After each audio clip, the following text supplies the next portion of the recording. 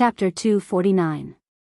After a while, the director of the Ministry of Justice sent Li Mu off with a smile. He waved his hand and said, "Take care, Lord Li." After sending off Li Mu, the director of the Ministry of Justice returned to his office. He slumped into his chair and sighed, "Why is my life so hard?" As an official of the Ministry of Justice, he was bullied by a constable of the divine capital. He was probably the most wronged director in the history of the Ministry of Justice. Li Mu left the Ministry of Justice and returned to the divine capital. He said to the constables who had just returned from their patrol and were sunbathing in the courtyard, "Come with me. We have work to do." Divine Capital, Rosy Lane. There were more than 100 markets in the divine capital.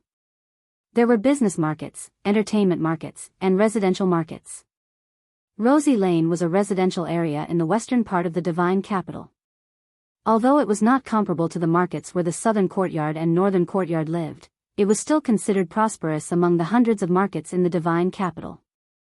Most of the people who lived in Rosy Lane were wealthy. Most of the houses in the market had 2 or 3 courtyards. Li Mu came to a house. Wang Wu looked up at the 2 words Su Mansion on the plaque. Without waiting for Li Mu's order, he went up and knocked on the door. After a long time, slow footsteps came from inside. An old man with a wrinkled face opened the door and asked, "Sirs, what's the matter?" Li Mu went up and said, "We're from the divine capital. We're investigating a case and need your cooperation." The old servant opened the door and said, "Sirs, please come in. I'll get the master." Li Mu and the others walked into the courtyard, and the old man walked into a room. Soon, a middle-aged man walked out of the room with quick steps. The middle-aged man looked at them in surprise and asked, What case are you investigating?" Li Mu looked at the middle-aged man and asked, "You're shopkeeper Su, right?" The middle-aged man nodded and said, "That's me." Li Mu continued asking, 3 months ago, was shopkeeper Su's daughter violated?" When the middle-aged man heard this, his face was filled with grief and indignation. His voice was hoarse as he said, "We have already decided not to sue you. Why are you still unwilling to let us go?" Li Mu shook his head and said, "Shopkeeper Su, you've misunderstood. We're really here to investigate this case. If you've really been wronged, the imperial court will give you justice." The middle-aged man's face was filled with fear. He shook his head and said, "There is no injustice. My daughter is fine. You can go." The middle-aged man clearly did not trust them. Li Mu sighed and said, "Shopkeeper Su, my name is Li Mu. I'm from the divine capital. You can trust us." The middle-aged man raised his head abruptly and asked, "Luoyang Yamen, you're a arrestor Li?" Li Mu took out his waist tag. His name and position were clearly engraved on it. The middle-aged man stared blankly at the token in Li Mu's hand. Even if he stayed in his house and never left, he had still heard of Li Mu's name. When the master's servants went out to buy things, they would often bring back news about Li Mu. For example, he had violently beaten up the sons of officials who bullied the people in Luoyang and forced the imperial court to change the punishment law.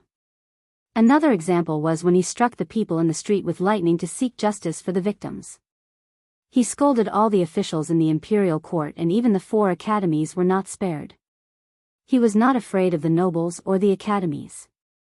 In Luoyang, he was the light in the hearts of the people. The middle-aged man's body trembled as he knelt heavily on the ground.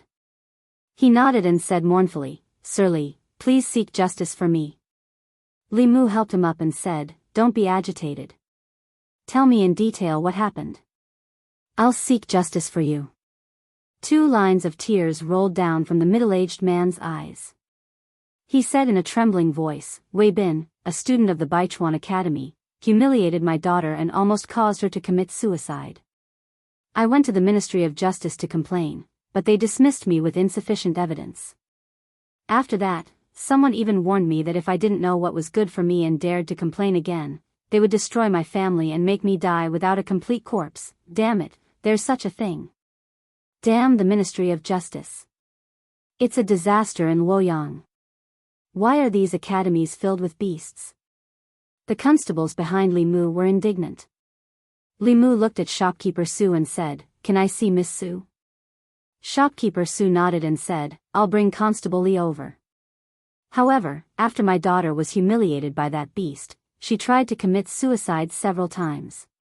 Now her mind is not clear and she's afraid of outsiders, especially men. Li Mu looked at the people behind him and said, "Wait for me here." Under shopkeeper Su's lead, Li Mu passed through a moon gate and arrived at the inner courtyard. The scene in the courtyard was a little strange. There was an old tree in the courtyard and its trunk was wrapped in a cotton quilt. The well in the corner was also covered by a stone slab. The stone slab was also wrapped in a thick cotton quilt. Even the stone tables and benches in the courtyard were wrapped in cotton and other things. There was a woman sitting by the stone table. The woman was about 18 or 19 years old. She was wearing a plain dress. Her clothes were neat but a little messy. Her hair was loose and her face was a little dull. Her eyes were empty. When she heard someone approaching, her face was immediately filled with fear. She covered her head with both hands and screamed, "Don't come here! Don't come here!" Shopkeeper Su clenched his fists. His face was full of sorrow and his body could not stop trembling. Li Mu did not approach the woman. He retreated to the outer courtyard and took out a few fulu. He handed it to shopkeeper Su and said, "This talisman can calm the mind.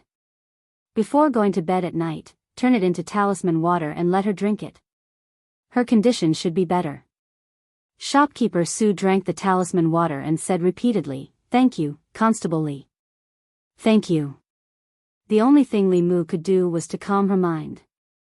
Being violated and humiliated had obviously caused great damage to her soul and even affected her mind. She could only rely on her own strength to get over it. The best way for her to get over the knot in her heart was to let her see with her own eyes that those who violated and humiliated her received the retribution they deserved. 100 Rivers Academy, Wei Bin. Li Mu's face darkened as he walked out of the Su mansion. He said, "Let's go to 100 Rivers Academy." Wang Wu and the others followed him without hesitation. They used to be afraid of the academy, but after Jianghu's incident, the academy's weight in their hearts had lessened a lot. 100 Rivers Academy. When Li Mu walked to the gate of the academy, the old gatekeeper appeared again. He looked at him angrily and asked, "What are you doing here again?" Li Mu said calmly, "Ask Wei Bin to come out. He's involved in a case and needs to go back with us to the Yamen for investigation." If it was in the past, the old man would not care about a constable of the divine capital Yamen. However, after Jianghu's incident, he deeply realized the consequences of ignoring him. He was only a gatekeeper of the academy. This kind of thing should be left to the person in charge of the academy.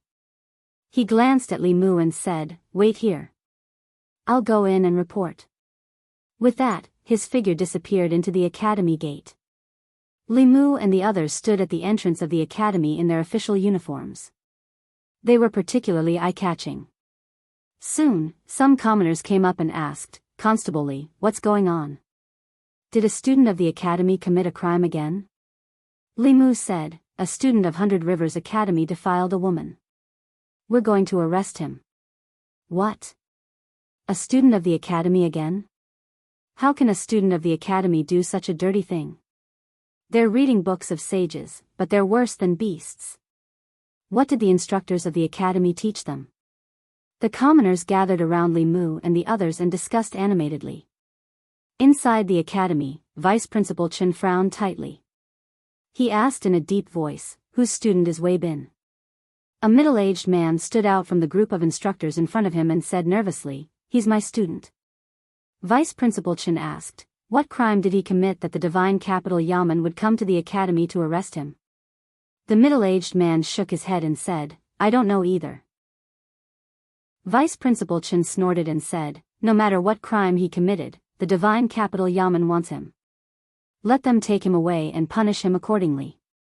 In the future, the academy is not allowed to interfere with the matters of the students." The middle-aged man thought for a while and asked, "But won't this damage the academy's reputation?" "What reputation does the academy have?" Vice Principal Chen waved his hand and said, "His Majesty is still worried about finding a reason to attack the academy. Don't give them any chance. If he wants Wei Bin, give him Wei Bin. Li Mu and the others didn't have to wait for long outside before a young man with a pale face and trembling body was brought out of the academy. A middle-aged man said, no matter what crime he committed, please punish him impartially. The academy will not protect him. His righteous words improved the impression of the commoners in front of the academy. A student's mistake could not be blamed on the academy. If the academy could uphold justice and not protect him, it could be considered righteous. Li Mu glanced at the young man and said coldly, take him away. Wang Wu and the others immediately took him to the divine capital Yamen. At the Wei mansion. Big brother, bad news. Bad news. The minister-counselor of the Ministry of Revenue finished his meal and was about to go to the Yamen when a figure suddenly rushed into his study with a face full of panic. Looking at his brother, the minister-counselor of the Ministry of Revenue asked, what happened?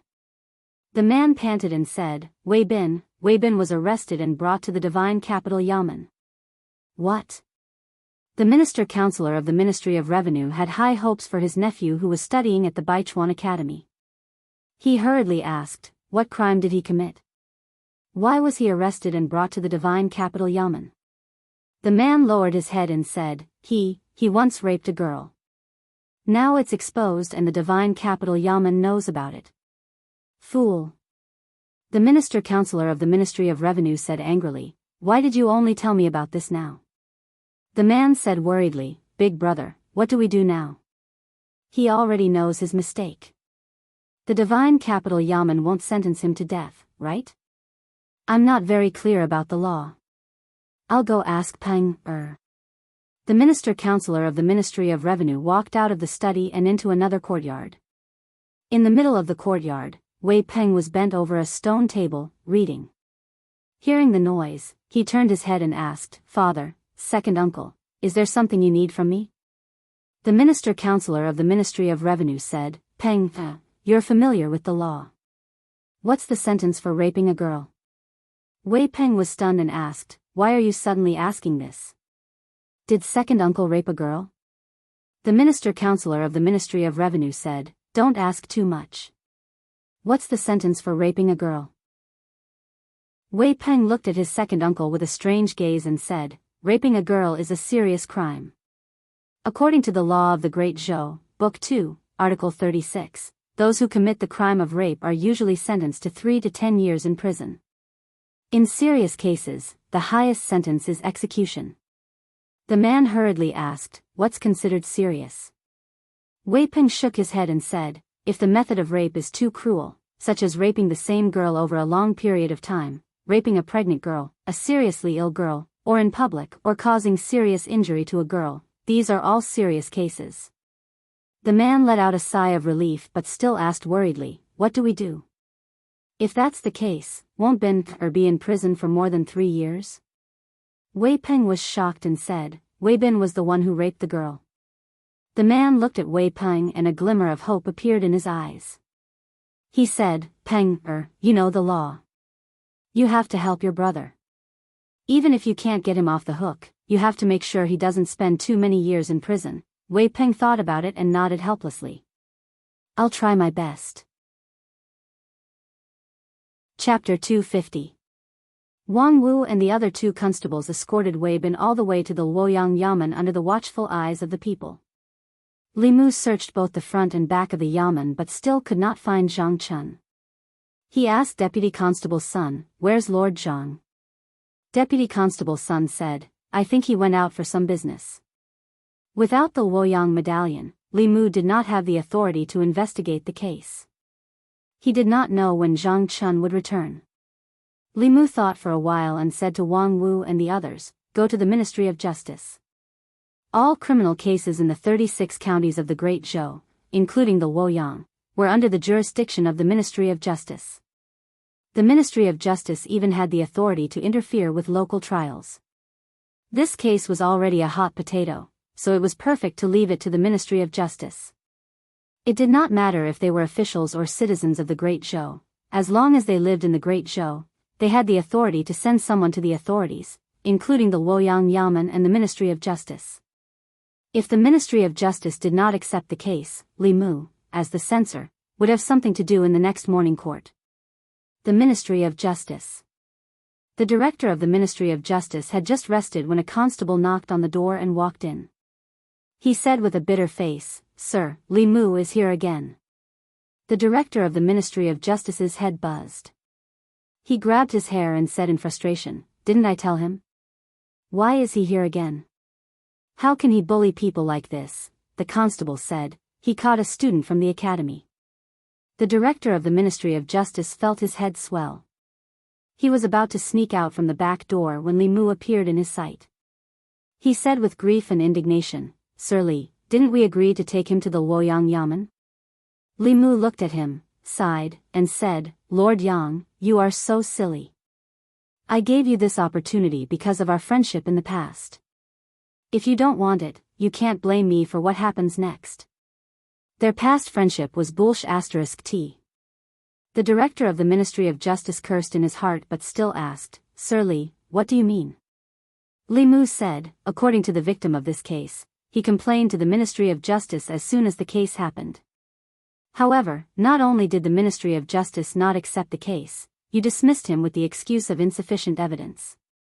After the case, you even threatened his family, saying that if he sued you again, you would kill him. The director hurriedly said, "The Ministry of Justice did not threaten him. The Ministry of Justice never do such things. Who would believe that?" Li Mu looked at him with great pity and said, "This case has attracted widespread attention of the people. People will only think that all this was done by the Ministry of Justice. In the end, this matter will become more and more serious, and the consequences will become more and more serious. Do you think you can escape from it, Lord Yang? When the time comes, who do you think will be pushed out by the Ministry of Justice to take the blame? Who do you think will be the minister, the assistant minister, or you, official Yang? I'm giving you a chance to make up for your mistakes on account of your help. If you don't want it, I'll bring him back to the fairy's capital." Wait. Under Li Mu's persuasion, the director of the Ministry of Justice had understood and hurriedly spoke. Li Mu had completely enlightened him. Once the case became big, the Ministry of Justice would be held responsible. The position of the director of the Ministry of Justice was neither big nor small. It was just right for him to take the blame. If he did not do something to make up for it, he would most likely lose his position. He might even be imprisoned. He clasped his fists to Li Mu and said, "Sir Li, thank you for reminding me. I will remember your kindness." "You're welcome," Li Mu nodded and said, "In that case, let's start the trial as soon as possible." The director of the Ministry of Justice walked out of the office and saw Zhou Zhong coming out from the opposite side. He asked nervously, "Sir Zhou, the academy's student committed a crime.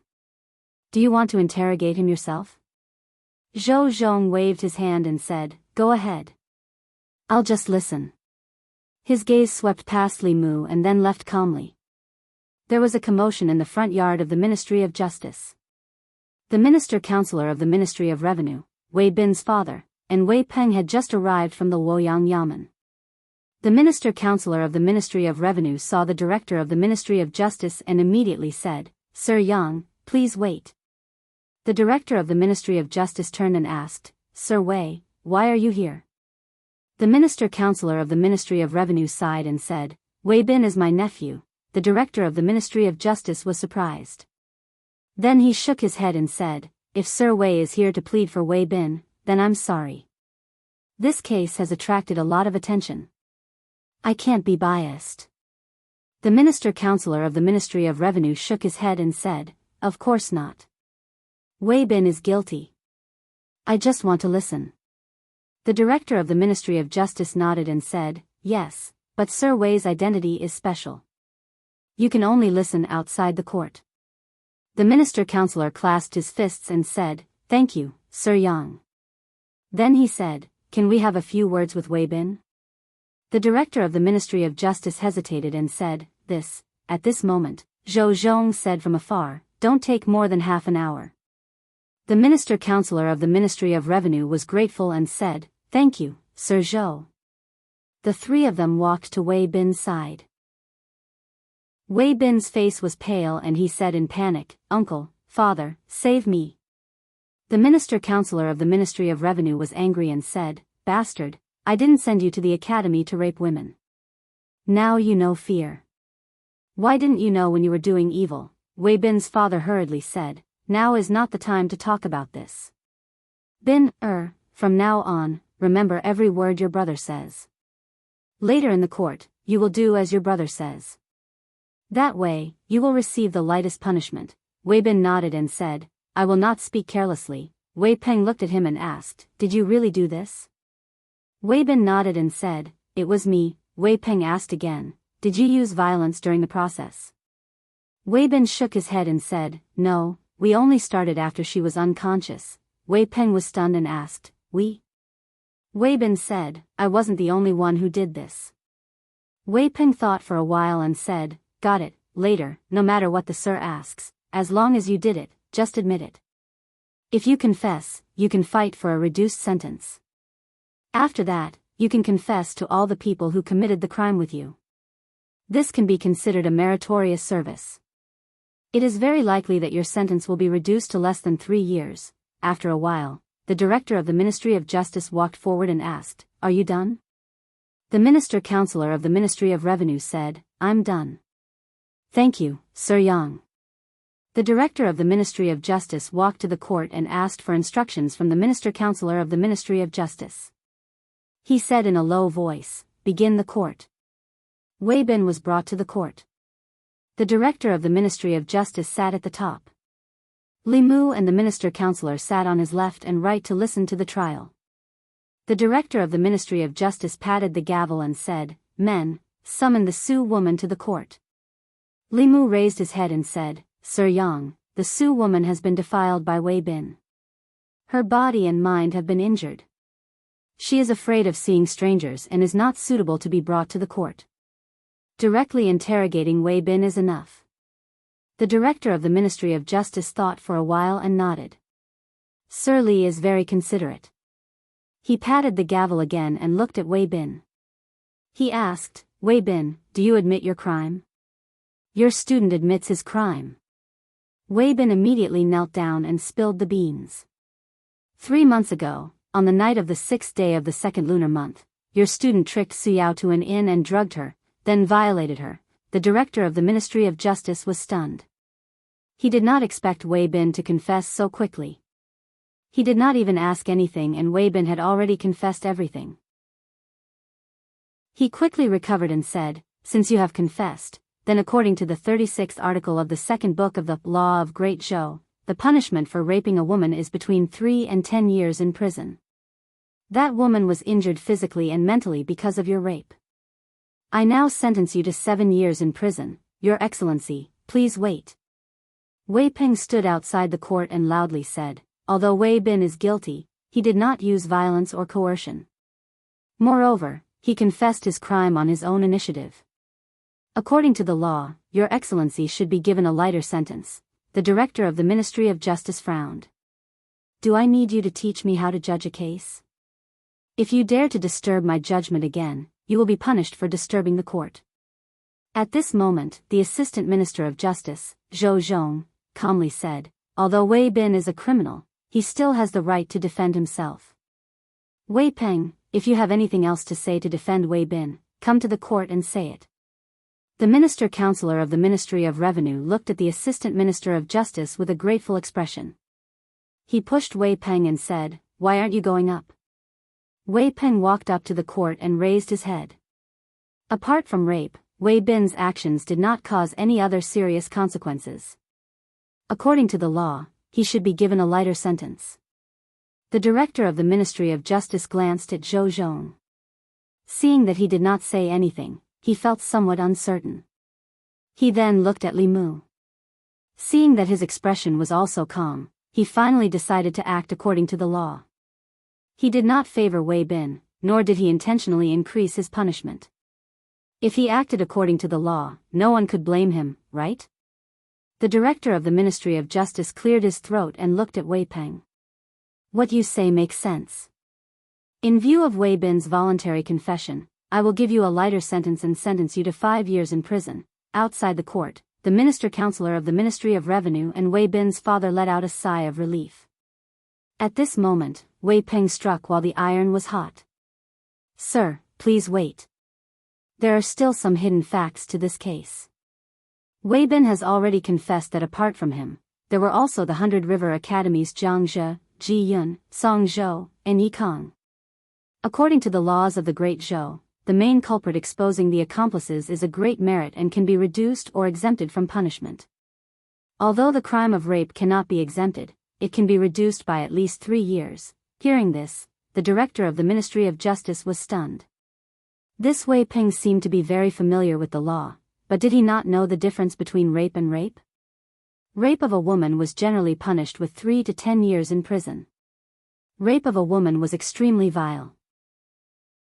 The main culprit would be sentenced to at least the death penalty and could not be reduced. This law had been amended by Assistant Minister Zhou 5 years ago. Could it be that Wei Peng was looking at the unamended law of the Great Zhou from 5 years ago? Li Mu left his chair and walked up to the court. Under Wei Peng's somewhat frightened gaze, he patted his shoulder and said, "Listen to my advice. In the future, if there's nothing important, don't contact your second uncle's family." Chapter 251. Wei Peng looked at Li Mu in confusion, not knowing what was going on. The director of the Ministry of Justice came back to his senses and looked at Wei Bin again. He asked, "Are you saying that other than you, there was someone else who raped the girl that night? Did you gang rape her?"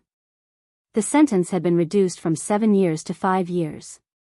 Wei Bin nodded repeatedly and said, "There was also Jianghu, Jiyun, Songzhou, and Yikang.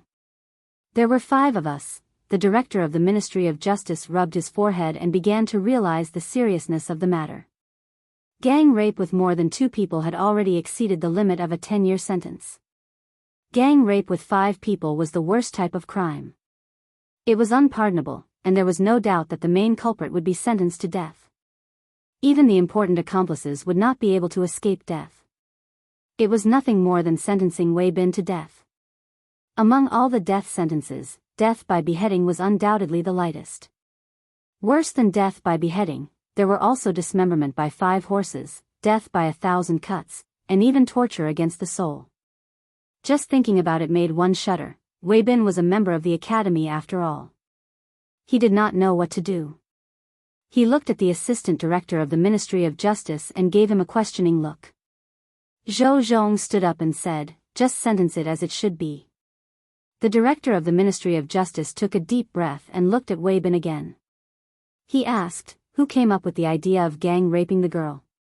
Wei Bin said, "It was Jianghu." The director of the Ministry of Justice continued to ask, "Who tricked the girl into going to the inn?"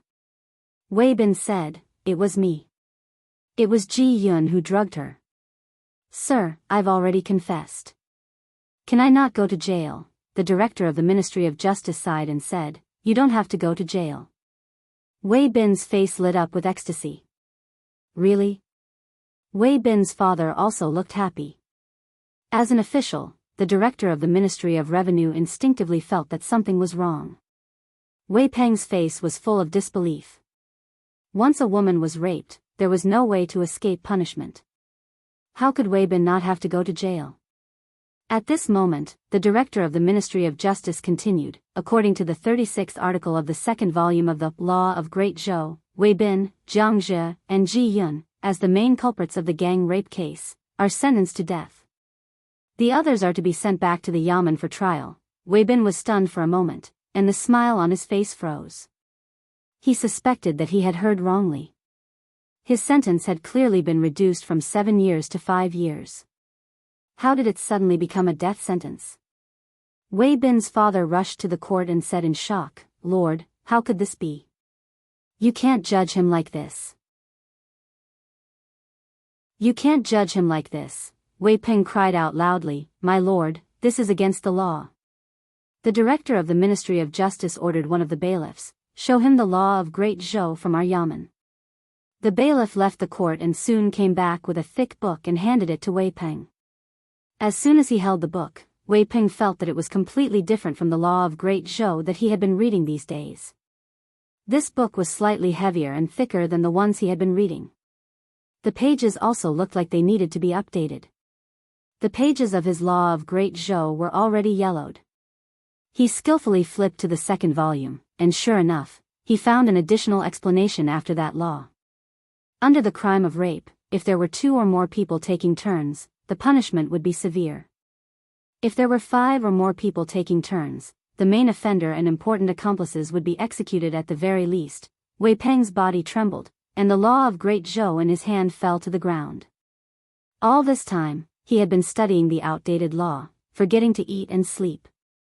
His face was filled with grief and indignation as he lamented, "Yang Xiu has wronged me."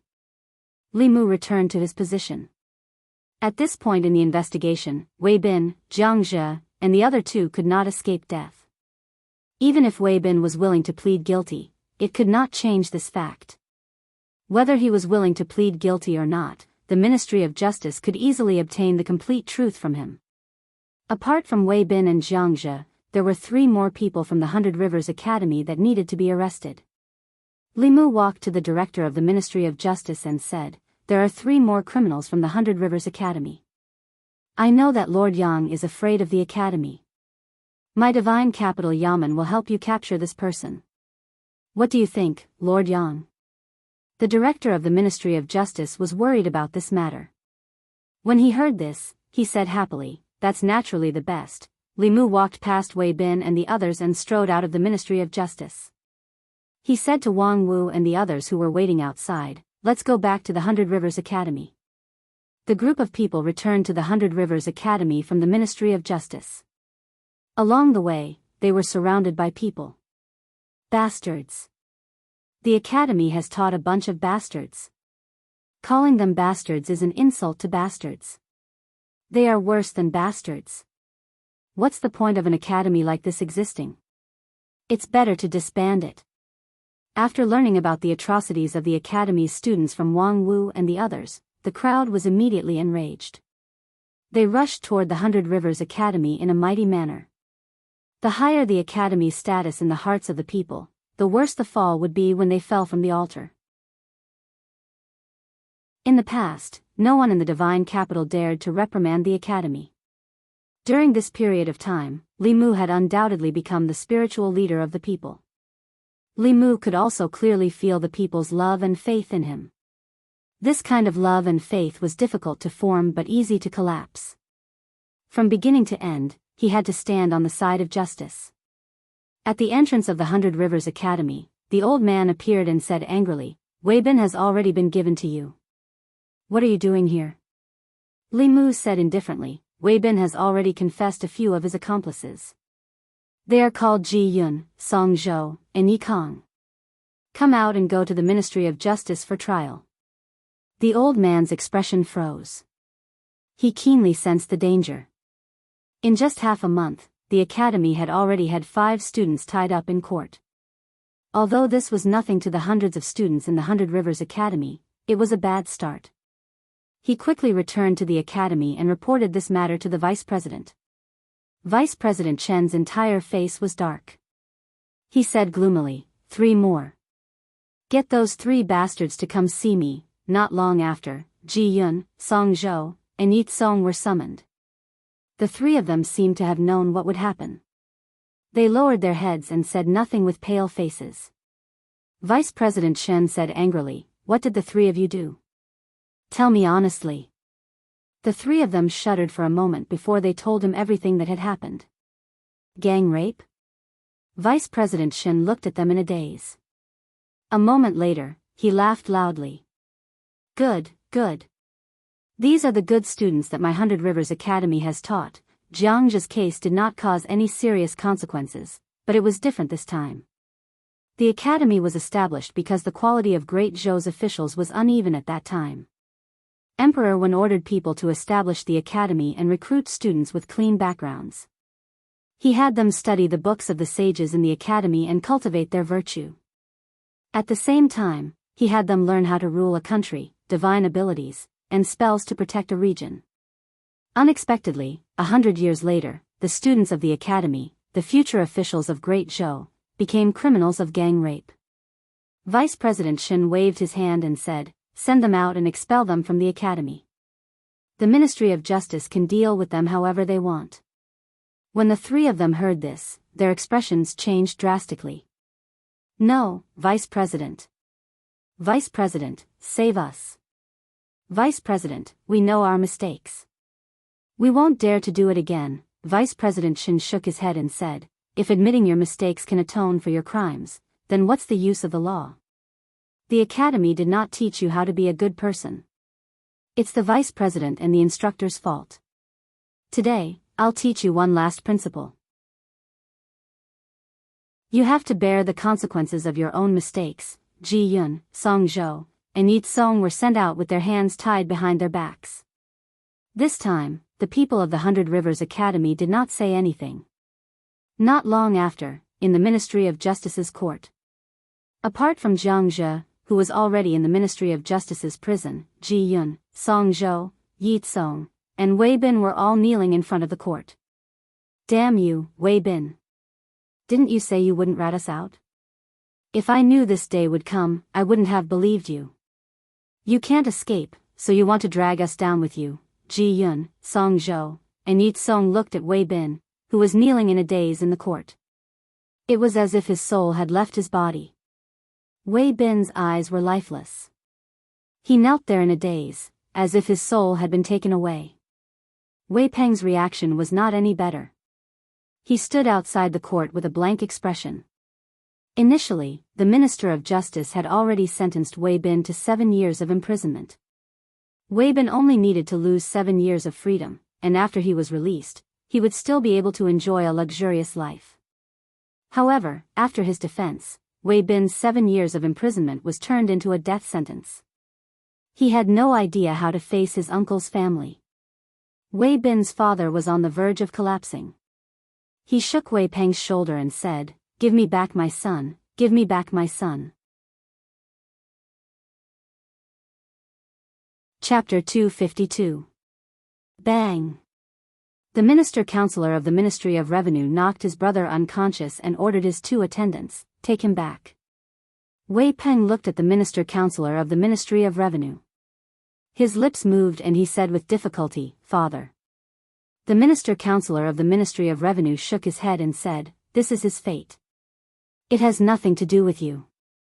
Zhou Zhong walked out of the court and said to the Minister-Counselor of the Ministry of Revenue, "I have done my best." From the moment they stepped into the Ministry of Justice, the Assistant Minister of Justice, Zhou Zhong, had been making things easy for them. He had even made an exception and allowed Wei Peng to defend himself in court. The Minister-Counselor of the Ministry of Revenue clasped his fists and said, "I will remember Lord Zhou's kindness and will repay it in the future." Zhou Zhong looked at Wei Peng and a strange light flashed through his eyes.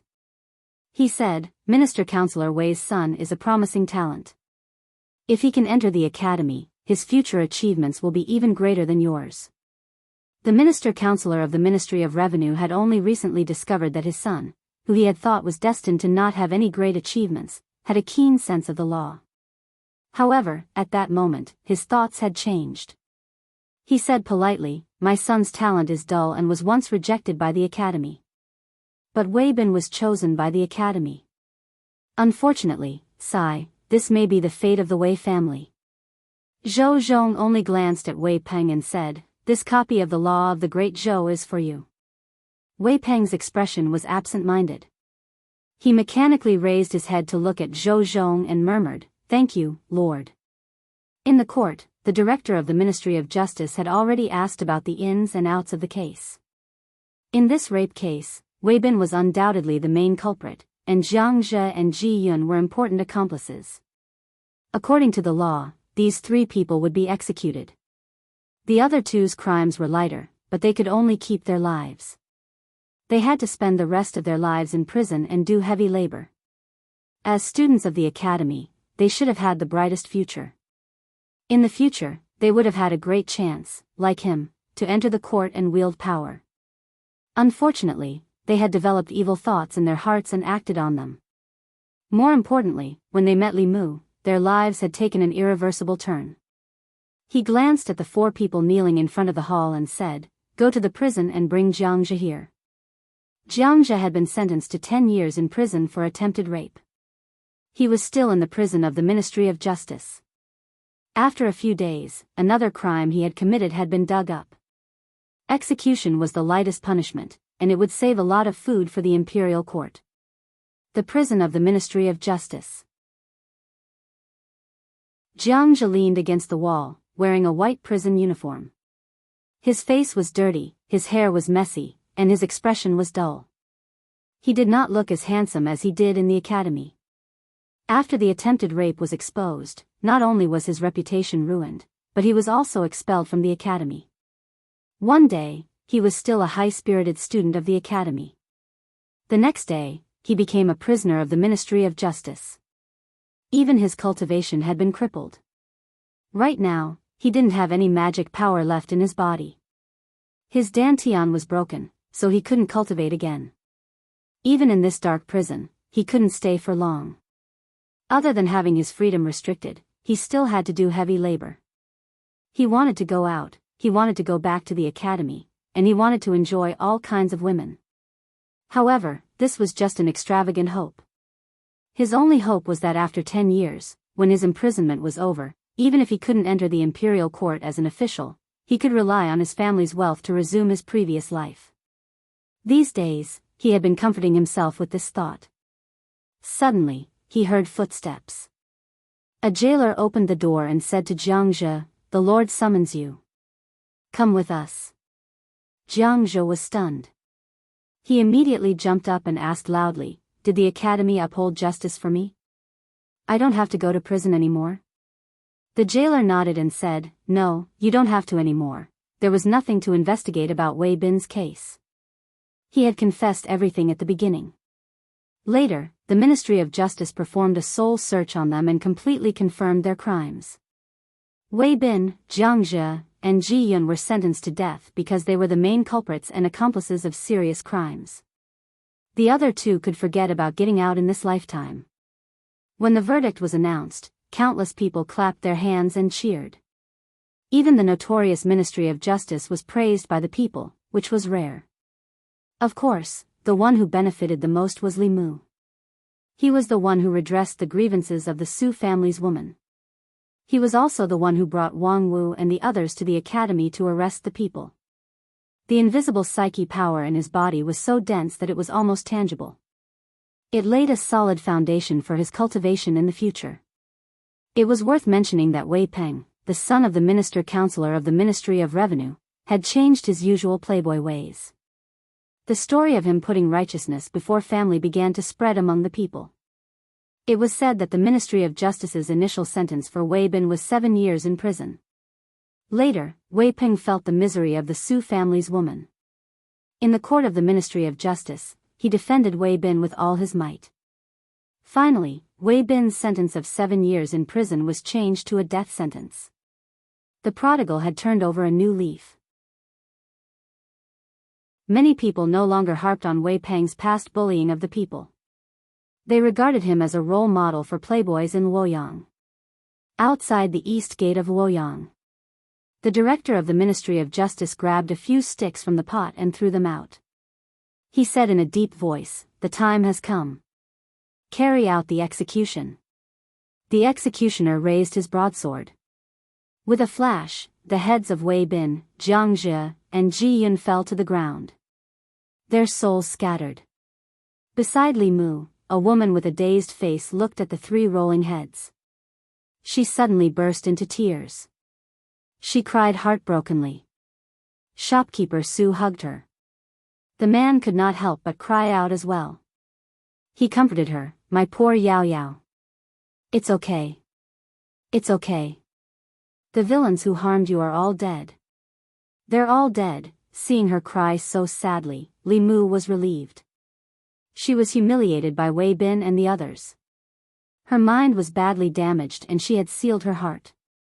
No fulu or elixir could cure her. That was why Li Mu asked shopkeeper Su to bring her here to watch the execution. When she saw the 3 people being executed, the knot in her heart was untied. Shopkeeper Su pulled her to kneel on the ground and kowtowed 3 times. He said gratefully, "Constable Li, I can't repay your kindness. If you have any orders in the future, I'll do it even if I have to go through a mountain of swords or a sea of fire. The woman also cried, "Thank you, Constable Li, for upholding justice for me." Li Mu helped them up and said, "You're welcome. It's my duty. What do you plan to do next?" Shopkeeper Su said, "I want to send Yao Yao to her grandmother's house and let her rest for a few days." Li Mu thought about it and said, "That's fine." After all, Luoyang had left too many painful memories for her. A temporary change of environment would be good for her recovery. They did not have to worry about the revenge of the academy or the Wei family. This case was different from the case of Xiaoyu in Yang County. Wei Bin's case had attracted too much attention in Luoyang. The academy and the Wei family had better pray that nothing happened to them. Once something happened to the father and daughter of the Su family, even if it was not their fault, everyone would blame them. After returning from the execution ground, Li Mu opened the door. Xiao Bai ran out of the kitchen wearing an apron and said, "Benefactor, please wait a moment. The food will be ready soon." Seeing the bloody scene on the execution ground, Li Mu still felt depressed when he came back. However, when he saw Xiao Bai's smiling face, his depression disappeared without a trace. Li Mu walked into the kitchen and said, "Let me do the rest. After dinner, I'll teach you Taoism." After the demon clan transformed, they could learn the Taoism and Abhijna of the human clan. In addition to their strong bodies, they could often suppress human cultivators if their Dharma powers were not too different. Xiao Bai had already transformed for some time. She had an endless supply of spiritual jades for cultivation and her Dharma powers were growing rapidly. It would not be long before she grew a fourth tail and condensed a demon pill. Li Mu knew that he was the only person Xiao Bai could rely on now. He had never been stingy when it came to Xiao Bai. Whether it was defensive or offensive Dharma treasures, she had the best. She even had a lot of powerful earth-rank Fulu. She had an endless supply of spiritual jades for cultivation. Li Mu had also taught her the Buddhist incantation of 9 words. Now, she looked like a 3-tailed spiritual fox. However, in a real fight, she could suppress a 4-tailed demon fox and a 4th realm human cultivator. Even if Li Mu was not by her side, she could still protect herself to a certain extent. Of course, in Li Mu's eyes, this was far from enough. Putting aside the fact that she still had to avenge her grandmother and her entire clan, in order to stand firmly behind the Empress, he had already offended all the people and forces that he could and could not afford to offend in the deity's capital. Even if he was being targeted now, he still could not figure out who was behind it. The 6 ministries and 9 temples, the academy, the Zhou family, the Xiao clan, it was all possible. They could not find a way to break through Li Mu. It was inevitable that they would attack those around him. Especially what Li Mu was about to do next, it would completely offend the academy. He did not care about himself, but he had to consider Xiao Bai's safety. After tomorrow's morning court, he planned to ask the Empress for a heaven-rank Fulu for protection. If the Empress did not give it to him, Li Mu would have to reconsider their relationship. He had offended so many people for her and was in great danger. As Li Mu's only backer, if she did not even care about Li Mu's safety, then it would be difficult for him to work for her in the future. Chapter 253. In the Ziwei Palace.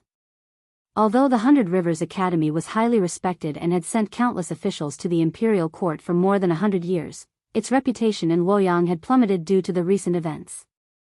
Led by the censorate, more than a dozen officials presented their reports in the morning court. They pointed out that the Hundred Rivers Academy was not strict in teaching and that the students had committed crimes. The purpose of the establishment of the academy was to improve the quality of the officials and to benefit the people. It was hard to imagine that the students of the academy had repeatedly raped women. If such a person were to enter the imperial court in the future, wouldn't it be a disaster for the people of the great Zhou dynasty?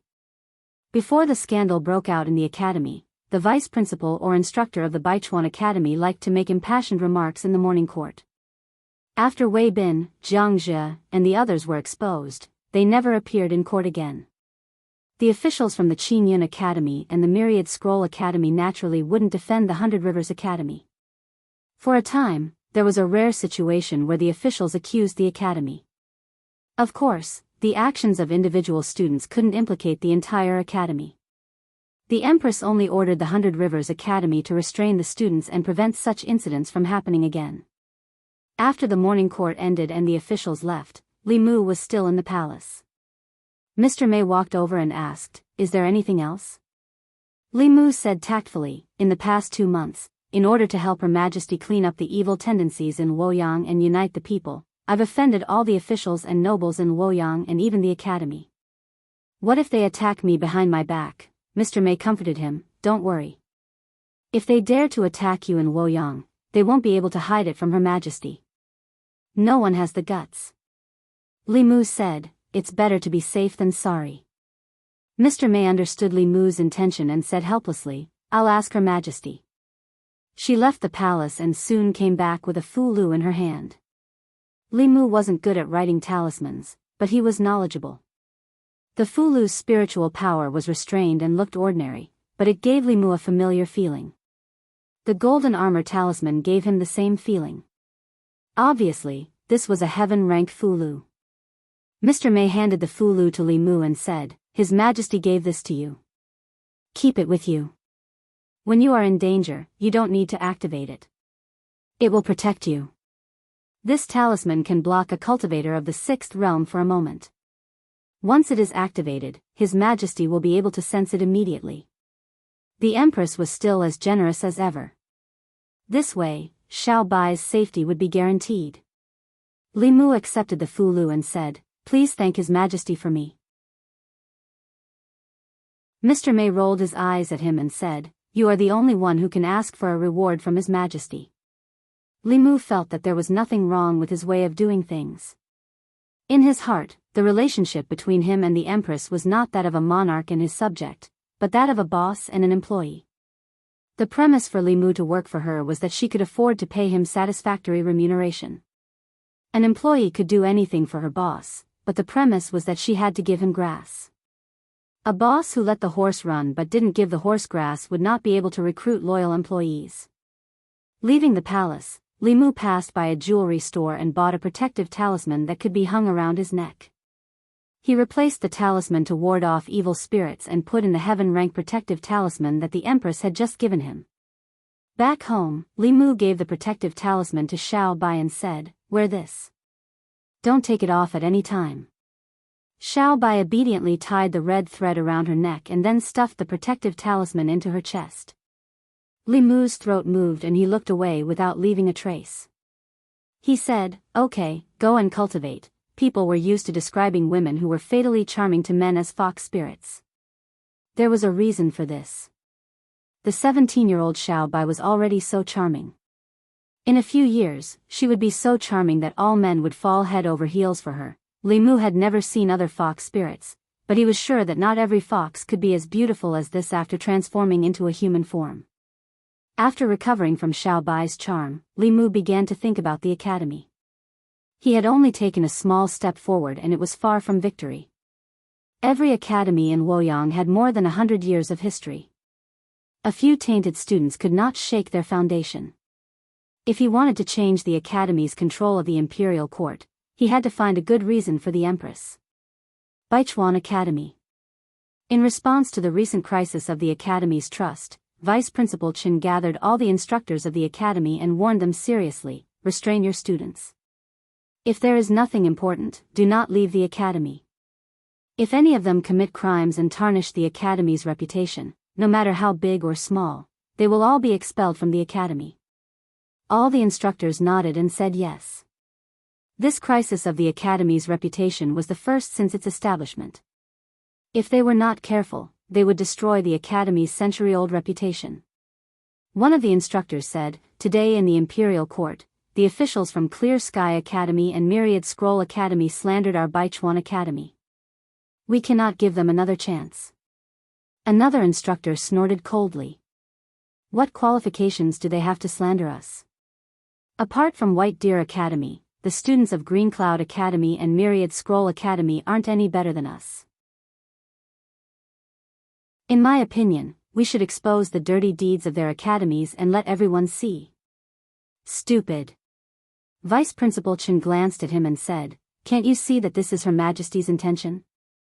She has long been dissatisfied with the officials from the Great Zhou leaving the academy. If we drag Clear Sky Academy and Myriad Scroll Academy down, won't it give Her Majesty a good reason?" The other instructors heard this and came to a realization. The four academies had always been on the same side when it came to selecting officials for the imperial court. If the four academies were the first to have internal strife, then the one who would be the happiest would be the Empress, who had long wanted to deal with the academy. No matter if it was Baichuan Academy, Clear Sky Academy, or Myriad Scroll Academy, the Empress wanted to see any of them fall. What she wanted to see more was the four academies killing each other. Fortunately, Vice Principal Chen reminded them. Otherwise, they wouldn't have thought of this. "I didn't expect a woman like Her Majesty to be so scheming. She wants to sit by and watch the academies fight amongst themselves. Her intentions are sinister, we can't let her succeed." Vice Principal Chen let out a long sigh and said, "The academies have existed for so long, and there are indeed many problems that have arisen internally. This wasn't the academy's intention. The academies can slowly correct these problems, but if Her Majesty takes the opportunity to interfere and change the structure of the imperial court, I'm afraid that in a few decades, the four academies will only exist in name," one of the instructors said worriedly. "Clear Sky Academy and Myriad Scroll Academy aren't much better than Baichuan Academy. It's very easy for them to find out about the dirty deeds their students have done. I'm afraid that even if we don't do anything, someone else will." As soon as he finished speaking, the old man guarding the entrance of Baichuan Academy hurriedly ran in and said, "Principal, bad news. Li Mu is here again." Li Mu asked Wang Wu and the others to set up a table in a shady corner at the entrance of Baichuan Academy. There was a brush and ink placed on the table. He moved a chair over and sat down behind the desk with a grand air of grandeur. Several instructors walked out of Baichuan Academy. The leader angrily scolded, "What are you doing here again?" Li Mu turned around and put his arm on the chair. He said, "In order to clean up the unhealthy practices in Luoyang and return the people a clear sky, the Luoyang government has started a street activity. From today onwards, if the people want to report a case, they don't have to go to the government office. They just have to do it here." The instructor said, "If you want to do it somewhere else. This is the academy, not the Luoyang government's place." The academy didn't stop the Luoyang government from handling cases, but he put it at the entrance of the academy. Those who didn't know would think that the academy was bullying the people and he was here to support them. Li Mu said, "This place is big and spacious. Besides, I'm not blocking your way. This is the academy's place, but it's also the land of the Great Zhou. This place has been temporarily expropriated by the Luoyang government." Under Li Mu's gaze, Wang Wu rolled the paper in his hand into a loudspeaker and shouted, "Those who come from the south and those who come from the north, come and take a look. Constable Li is handling a case here today. Everyone, if you have any grievances, please seek justice. If you have any grievances, please seek revenge." Chapter 254. The academy was not on the busiest main street of Luoyang. There were not many passers-by at the entrance. After Wang Wu shouted a few times, the passers-by began to gather here. Soon, even the people on the main street were attracted here. The entrance of Baichuan Academy was crowded with people. The people who came late stood outside the crowd and tiptoed to look inside. What's going on inside? What's going on? Why is there an extra table at the entrance of the academy? Why is Constable Li here? Is Constable Li here to cause trouble for the academy again? After the crowd asked around, they found out that Li Mu was not here to cause trouble for the academy. He was here to redress the grievances of the people and uphold justice. To the people of Luoyang, the government was full of mystery and fear. There was a saying among the people, "The entrance of the government office faces the south. Those who are in the right but have no money should not enter." The government office was never a place to uphold justice for the people. Many innocent people who entered the government office felt even more wronged. The procedure to report a case to the government office was cumbersome and there was a high chance that it would not end well. Over time, the people no longer trusted the government office. They would rather be wronged than report a case to the government office. However, Constable Li, who had upheld justice for the people many times, was sitting behind the table at the entrance of Baichuan Academy. The words government office and report a case seemed to have no distance with the people. All of this originated from the serious environment of the government office. It became a familiar scene for the people on the streets. More importantly, they trusted Li Mu. The people were afraid of the government officials. However, Constable Li patrolled the streets all day long. Most people had greeted and talked to him. Just seeing his face made them feel close to him. For a moment, the people who passed by complained about their grievances. Those who were innocent also stood aside to watch the show. A man bravely walked forward and said, "Constable Li, the shopkeeper of the butcher's shop in the west of the city owes me 2 taels of silver. He refuses to admit it. Can the government office help me collect the debt?" Li Mu looked at Deputy Constable's son and said, "Old son, go with him and have a look." Deputy Constable's son was in the state of Jushen. It was more than enough for him to deal with this kind of civil dispute. Deputy Constable's son saluted Li Mu and left with the man. The crowd stood at the side and watched for a while. They realized that Constable Li really wanted to uphold justice for the people of Luoyang. Those who had been wronged stopped watching and boldly walked forward. "Constable Li, my family's land has been invaded. Constable Li, my chickens were stolen yesterday. Constable Li, a student of Baichuan Academy once violated my daughter. The students of the Baichuan Academy are still in my wine shop, refusing to return the wine on credit." Li Mu asked Wang Wu and the others to deal with the case of land embezzlement and chicken theft. He said to the last 2 people, "Come, the 2 of you, tell me your grievances in detail." A middle-aged man said angrily, "This commoner's daughter was once made drunk by a student of the academy and cheated of her virginity. Now, she can't even get married. She stays at home every day, washing her face with tears." The owner of the wine shop said, "I can testify that the students of the 3 academies often mingle with women and go in and out of inns and restaurants." In a few days, Li Mu's table was moved from the entrance of the Baichuan Academy to the street in front of the Qingyun Academy. It was in the tea house opposite the Myriad Scroll Academy. Through the reports of the people and his investigation, Li Mu found that Wei Bin, Jianghu, and the others were definitely not special cases of the Baichuan Academy. These students relied on their status as students of the academy. Although they did not bully the people, they were passionate about seducing women. It had even become a trend. They would even compare themselves with each other. They would compare who had obtained the most chastity from women in a month, and who had slept with a strange woman the fastest. The winner could even gain some benefits from the loser. The academy was the cradle of cultivating officials for the imperial court. The status of the students of the academy naturally rose. The students of the academy were the future pillars of the imperial court. They should be elegant, knowledgeable, and have a bright future. Such men were the best choices for women. With their status as students of the academy, they could easily get to know all kinds of women. In the beginning, a man and a woman would just talk about romance and ideals. Soon, they would talk about sex. Among them, some of the women were willing. They hoped to find a good son-in-law. When he entered the officialdom, they could become the wife of an official. From then on, they could live a life of luxury and live a carefree life. However, they did not know that the students of the academy just wanted to cheat their feelings and bodies. For this kind of scumbag men, they could only be condemned morally, but could not be punished legally. Men and women were willing. If they wanted to blame someone, they could only blame those women for not seeing the true colors of the scumbag men. They had to bear the consequences of their own decisions. If the girls were unwilling, students like Wei Bin and Jianghu would resort to violence or force them to get drunk and knock them out to achieve their goals. This kind of thing was not new to the students of the academy. Not all women would have sex with them in a short period of time. Some impatient people would resort to raping or drugging women to take their bodies. After the matter was exposed, many victims and their families did not dare to offend the academy and could only swallow their anger.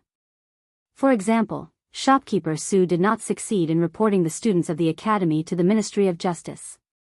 Instead, they were threatened. Li Mu had now gained the trust of the people of the divine capital. In just 3 days, he had received dozens of reports of the students of the academy raping women. Considering that some of the women's families were afraid of the academy and did not dare to stand up, the number would only be higher. This involved not only the 100 Rivers Academy, but also the Azure Cloud Academy and the Myriad Scroll Academy. Only the White Deer Academy did not have such a case because of its closed management and strict requirements for its students. How was this an academy that nurtured talents for the imperial court? It was clearly a cradle for rapists. Even if the number of students was less than 1/10 of the total number of students in the academy and could not represent the entire academy, it was still shocking that 1 out of every 10 students had a record of raping women.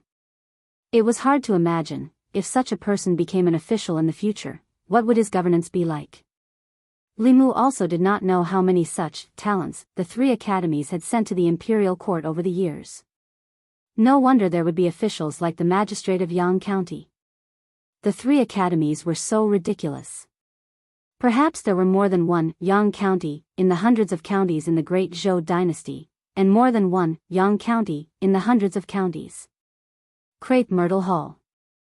The morning assembly had just begun when a figure stood out from the corner and bowed. "Your Majesty, I have a memorial." The Empress's voice came from behind the curtain. "What is it, Minister Li?" Li Mu asked Shangguan Li to hand over a memorial and said in a deep voice, "I recently found out that dozens of students from the 100 Rivers Academy, Azure Cloud Academy, and Myriad Scroll Academy have raped nearly 100 women in half a year. It is shocking. I don't know if the existence of these academies is to nurture talents for the imperial court or to nurture criminals for the Great Zhou." After a while, the Empress asked the young female official to hand over the memorial and said, "Everyone, please take a look." In the Ziwei Palace, Li Mu's memorial began to be read from the front to the back. All the officials who had read the memorial were silent. Behind the curtains, the Empress held a piece of paper that was sandwiched between the memorials. Her dignified voice was cold as it rang in the ears of the officials. "This is the pillar of the imperial court that the academy mentioned, and this is the future official of the Great Zhou dynasty. I finally understand that the problem of the Great Zhou dynasty is not the demon race, nor the ghost region, but the academy and the imperial court. The officials of the Great Zhou dynasty are all from the academy. If the academy is rotten, the Great Zhou dynasty will be rotten. If the academy is rotten, the people of the 36 counties will no longer trust the imperial court." Chapter 255. Li Mu was trying his best to be the Empress's personal assistant. The Empress was alone and helpless in the court. Li Mu stood out and rebuked the officials for her. The Empress wanted to attack the academy. Li Mu set up the court at the entrance of the academy to collect evidence of the students' crimes. Even when he was writing memorials, he would meticulously prepare a speech for the Empress, unlike Gong Sunli, who stood outside the curtain like a robot and only knew how to pass on the Empress's words and shout, "Morning," and "Morning." It was a pity that there was no crooked tree behind the Ziwei Palace. Otherwise, these words would be more impactful. The Empress' dignified voice echoed in the palace. Every word she said was like a sword that stabbed into the hearts of the officials. Li Mu had said something similar. However, he was only a small constable and a small censor. He had no right to say such things. In the entire Great Zhou, only the Empress had the right to say such things. The continuation of the Great Zhou depended on the psyche power of the people of the 36 counties. This was a fact that everyone knew. The psyche power was not only a sign that the court had won the hearts of the people. The Emperor's qi in the ancestral temple was also condensed from the psyche power of the people of the Great Zhou. When the court lost the hearts of the people, internal and external troubles came in waves. This was the reason why the previous dynasty fell. Even the important officials of the old and new parties fell into deep thought. Whether the Shao or the Zhou family would take the throne of the Great Zhou was an irreconcilable conflict between them. However, neither the Shao nor the Zhou family was willing to take over a broken country. If the Great Zhou fell, what was the point of fighting over it? If the academy grew, it would not be good for the stability of the imperial power. Although they all wanted to borrow the power of the academy, they did not want the academy to suppress the imperial power. They did not want the great Zhou to be destroyed by the academy. Before Li Mu revealed these things, they did not realize that there was such a serious problem in the academy. Today's morning court ended in an extremely quiet atmosphere. The Empress did not continue the reform of the official selection system. She only urged the Ministry of Justice, the Shindu Yamen, the Censorate, and the Supreme Court to seriously deal with the students who committed crimes in the three major academies. Everyone knew that this was just the calm before the storm. After the students of the academy were dealt with, it was the academy's turn. After the morning court session, Li Mu was about to leave the palace, but Mr. Mei stopped him and whispered, "His Majesty summons you." Li Mu followed Mr. Mei to a garden in the back palace. There were hundreds of flowers in the garden. Many of the flowers that were not in season were blooming at the same time. A figure stood in front of them. She was wearing an imperial robe and a crown. However, her back was facing Li Mu. Li Mu could not see her face. Li Mu could only see a back view, but this back view looked very familiar. Based on his experience in observing women, he could infer that Her Majesty the Empress should be quite beautiful just by looking at her back. Many thoughts flashed through his mind in an instant. Li Mu stood in the distance and bowed. "Your subject pays his respects to Your Majesty." The Empress said slowly, "No need for formalities." Her voice was very calm and soothing. Her tone alone could not guess her thoughts. She turned her back to Li Mu and seemed to be admiring the flowers. After a long time, she spoke again. With her back to Li Mu, she asked again, "I want to build another academy outside the four academies. What do you think?" Li Mu shook his head and said, "I don't think so." Gong Sun Li frowned. Mr. Mei kept winking at Li Mu, but Li Mu pretended not to see it. He positioned himself as a counselor, not a lackey. If the Empress was criticized by the academy, he would stand up for her. If he thought what the Empress wanted to do was right, he would help her. However, if he did not agree with the Empress' idea, he would still raise it. The Empress was not angry. Her voice was still calm. "Tell me what you think." Li Mu said, "The three academies have developed to today's situation largely because the academies have monopolized the official positions in the imperial court. As long as the students of the academies can graduate from the academies, they can easily enter the imperial court. If the academies are not strictly managed, it is easy for them to breed arrogance and debauchery. Your Majesty, if you build another academy, it will be no different from the other academies." The Empress said, "In your opinion, how should the imperial court change this situation?" Li Mu said, "Open the imperial examination." The Empress paused and asked, "What is the imperial examination?" Li Mu explained, "The imperial court will no longer choose officials from the academies. Instead, they will choose officials through the examination. The examination must be fair, just, and open." Gong Sunli said, "The academy system was established by Emperor Wen. It has been more than 100 years. It is impossible for you to bypass the four academies. Not bypass, but take back the power to choose officials from the imperial court." Li Mu shook his head and said, "The existence of the academies is not completely a drawback. Although there has been a bad trend in the three academies over the years, there is no need to completely deny the academies. Most of the students of the academies are far better than ordinary people in terms of talent and virtue. The students of the academies can still participate in the imperial examination. They can also pass the examination more easily than those who are not from the academies. But through the selection of the imperial examination, the imperial court will no longer be completely decided by the academies. There will also be pressure among the students of the academies. The academies will be able to suppress the academies." Li Mu looked at the Empress's back and said, "The imperial examination is very conducive to the gathering of the people's faith. After the imperial examination, the people at the bottom will also have the qualifications to enter the imperial court.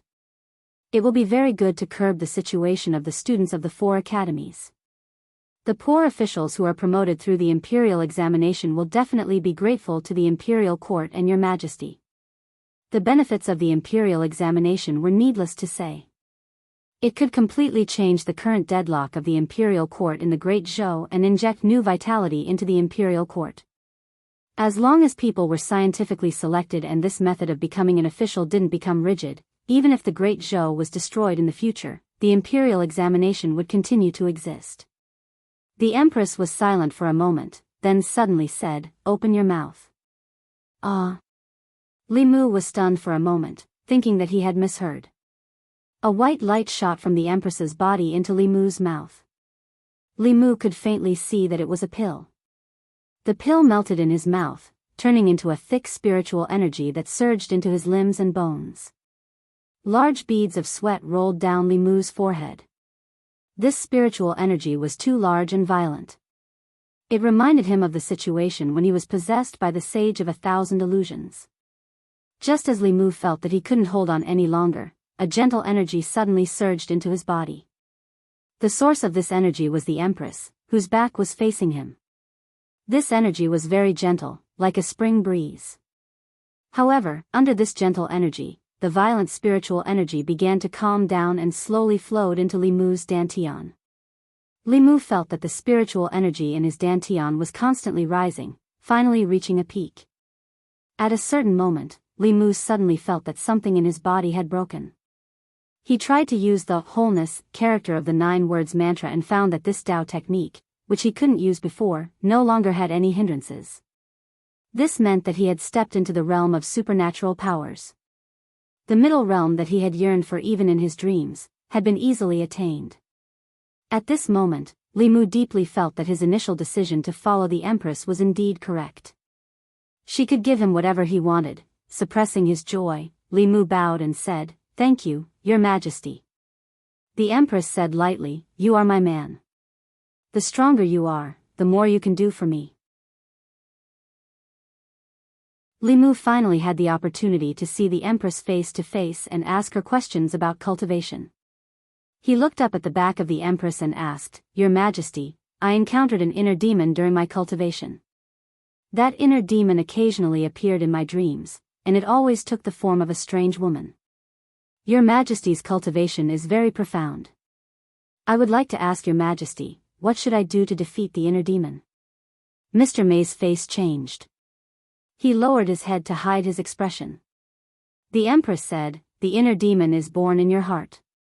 Only you can defeat it. No one else can help you." He didn't expect that even a master of the upper 3 realms couldn't do anything about his inner demon. Li Mu sighed and said, "I understand." The Empress said slowly, "I will carefully consider the matter of the imperial examination. You can go back first." Li Mu bowed and said, "I will take my leave." Li Mu finally had the opportunity to be so close to the Empress, but he still couldn't see her face. This made him feel a little regretful. But this regret was quickly washed away by the joy of leveling up. Li Mu happily returned to the yamen and saw Wang Wu and the others gathered together. Their heads were facing in and their butts were facing out. He didn't know what they were doing sneakily. Li Mu coughed. They immediately stood up straight and said, "Boss." Li Mu looked at them and asked, "What are you looking at?" Wang Wu put one hand behind his back and said, "Nothing." Li Mu stretched out his hand and said, "Give it to me." Wang Wu sighed and put a booklet in Li Mu's hand. Li Mu looked at the booklet in his hand and saw the words, "100 Beauties of Shendu," written on it. Li Mu put the booklet in his sleeve and went back to his room. He looked at it with interest and said, "You're not allowed to look at these things when you're in the yamen. I'll confiscate it." He originally thought that it was a restricted booklet, but after opening it, he found that the women in it were all wearing clothes. He flipped to the front page and read the introduction of the booklet. He learned that it was an atlas of Shendu drawn by an artist in Shendu. It included more than 100 beautiful women in Shendu. Li Mu casually flipped through a few pages and a face that made him yearn for day and night came into view. It was a young girl. She was only 16 or 17 years old. Her face was 80 to 90% similar to Lu Hanyan. At the bottom left of the portrait, there was a note, "Lu Hanyan, musician of Miaoyin Street." Her zither skills were the best in Shindu. Clearly, this was her when she was a young girl. This painting was at least 5 or 6 years ago. Li Mu had never seen her at this time. Li Mu stared at the portrait of her when she was a young girl for a long time. The yearning in his heart deepened. He was about to close the booklet when he accidentally glanced at the portrait of a woman on the next page. Seeing the woman's face, Li Mu's body shook. This woman was exactly the same as the woman he often dreamed of.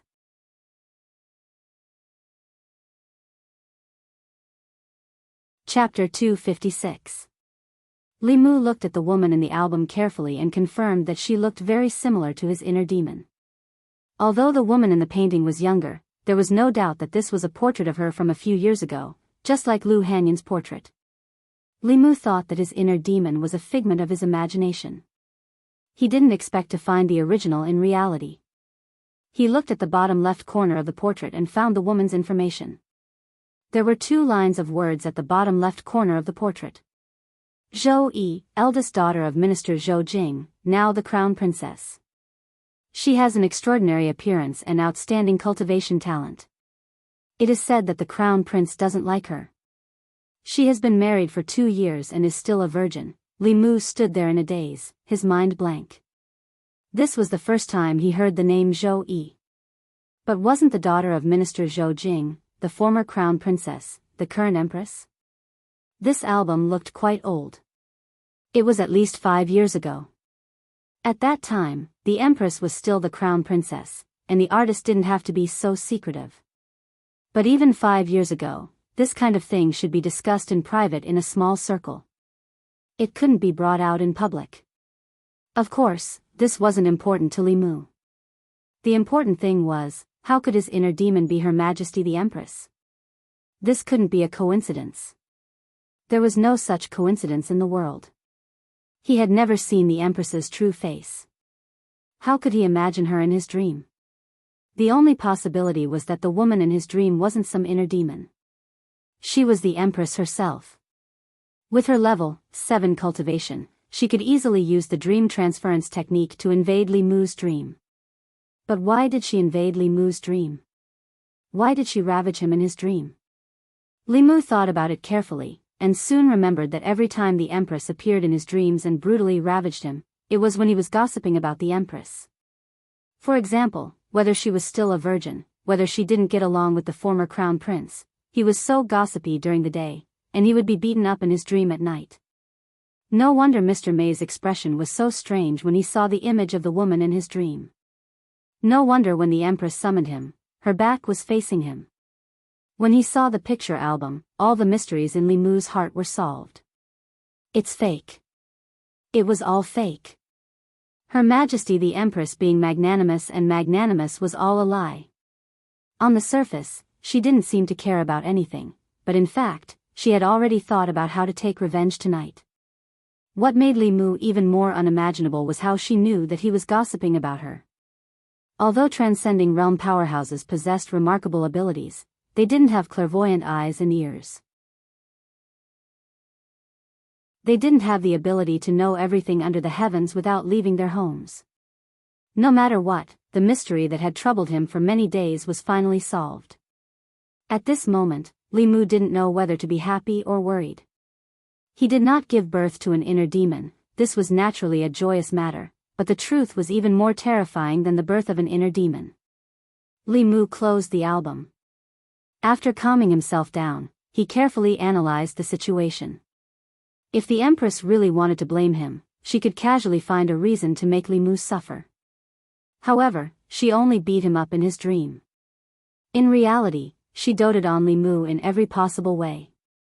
She gave him magic weapons, spiritual jades, tributes, and even personally helped Li Mu break through the realm. This showed that she didn't intend to pursue the matter. This made Li Mu comfort himself, but at the same time, he felt that it was difficult to adapt. The Empress gave him the feeling that she was powerful and majestic.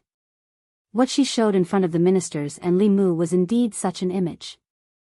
No one knew that the Empress had another face that would reveal itself at night. At this time, Wang Wu slipped in from outside and said, "Boss, I know I was wrong. I won't be lazy in the future. Can you return that book to me? It took me a lot of effort to find it. Li Mu glanced at him and asked, what book? Wang Wu looked at the album on the table. He knew that although it was close at hand, it no longer belonged to him. He shook his head and said sadly, it's nothing. I'm going down. After taking 2 steps, he turned back and reminded him again, boss, you can read this book by yourself.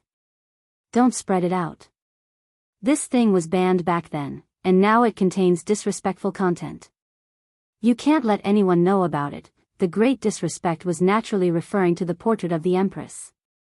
Now she was no longer the daughter of the Zhou family, nor was she the crown princess. According to the law, she should be beheaded for privately drawing a portrait of the emperor.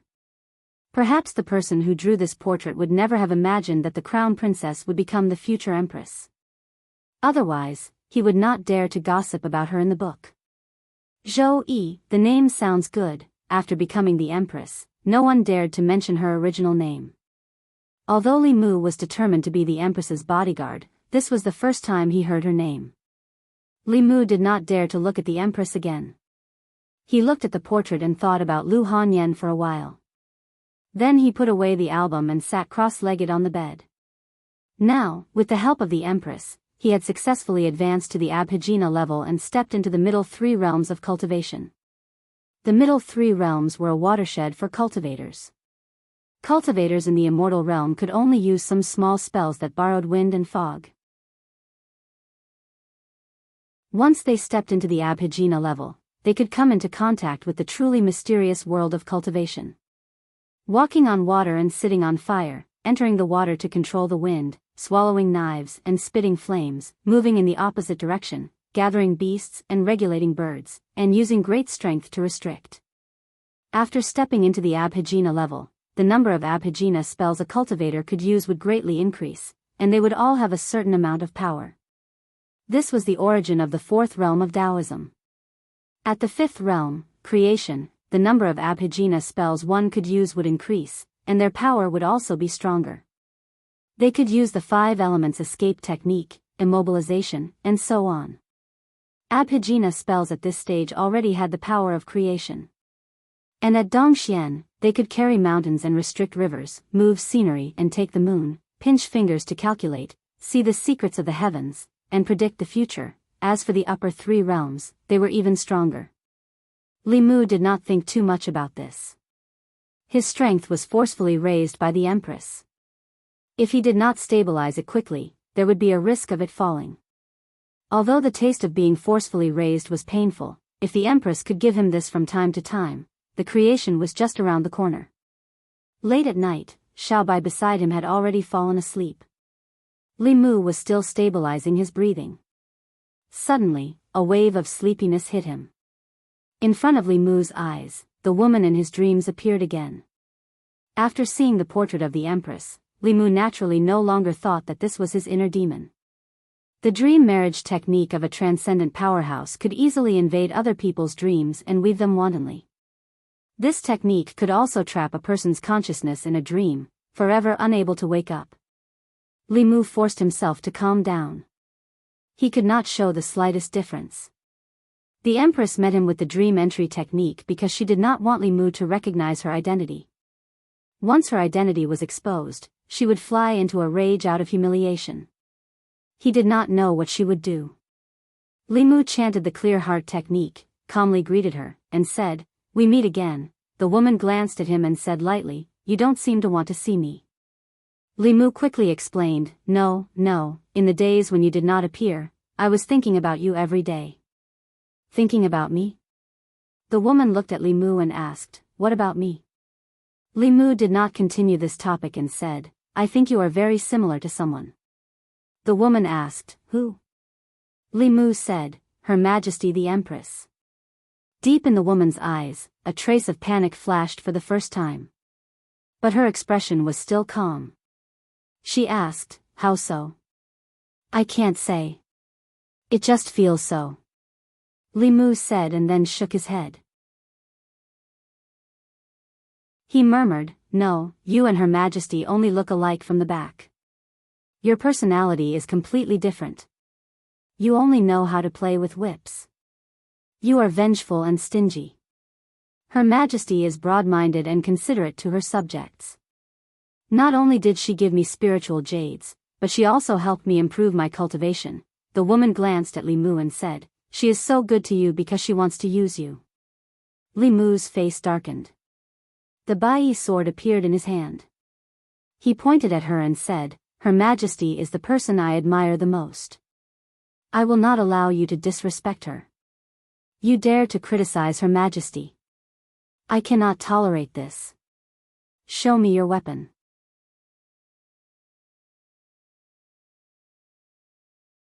Chapter 257. Even though Li Mu was always on the edge of danger, he still managed to get through the night safely. This was all thanks to his superb acting skills that he had trained. Li Mu didn't know why the Empress always appeared in his dreams, but no matter what, he would just praise her. No matter how narrow-minded the Empress was, she wouldn't be jealous of herself. He finally understood that trouble came from careless talk. No wonder Mr. May kept reminding him to be respectful to the Empress. It seemed that she already knew everything back then. Thinking about how she acted when she saw his inner demon, it wasn't that strange anymore. Recalling the past with the woman in his dreams, Li Mu was almost certain that the Empress wouldn't do anything to him. And he didn't have to worry about being disturbed by his inner demon. He could finally relax. Li Mu had been in the Luoyang for more than 2 months and had experienced a lot. He missed Lu Hanyan and Wan Wan very much. He planned to go back to the northern region after the matters at the academy were settled. He left with the White Demon King without saying goodbye. He wondered how he was doing at the Bay of Clearwater. When he arrived at the Luoyang government, he happened to see Wang Wu putting a young man who looked like a student in jail. The Empress ordered all the government offices in the Luoyang government to investigate the cases involving the students of the 3 academies. Other than the Luoyang government, the Ministry of Justice, the Supreme Court, and the Censorate also started to investigate these cases.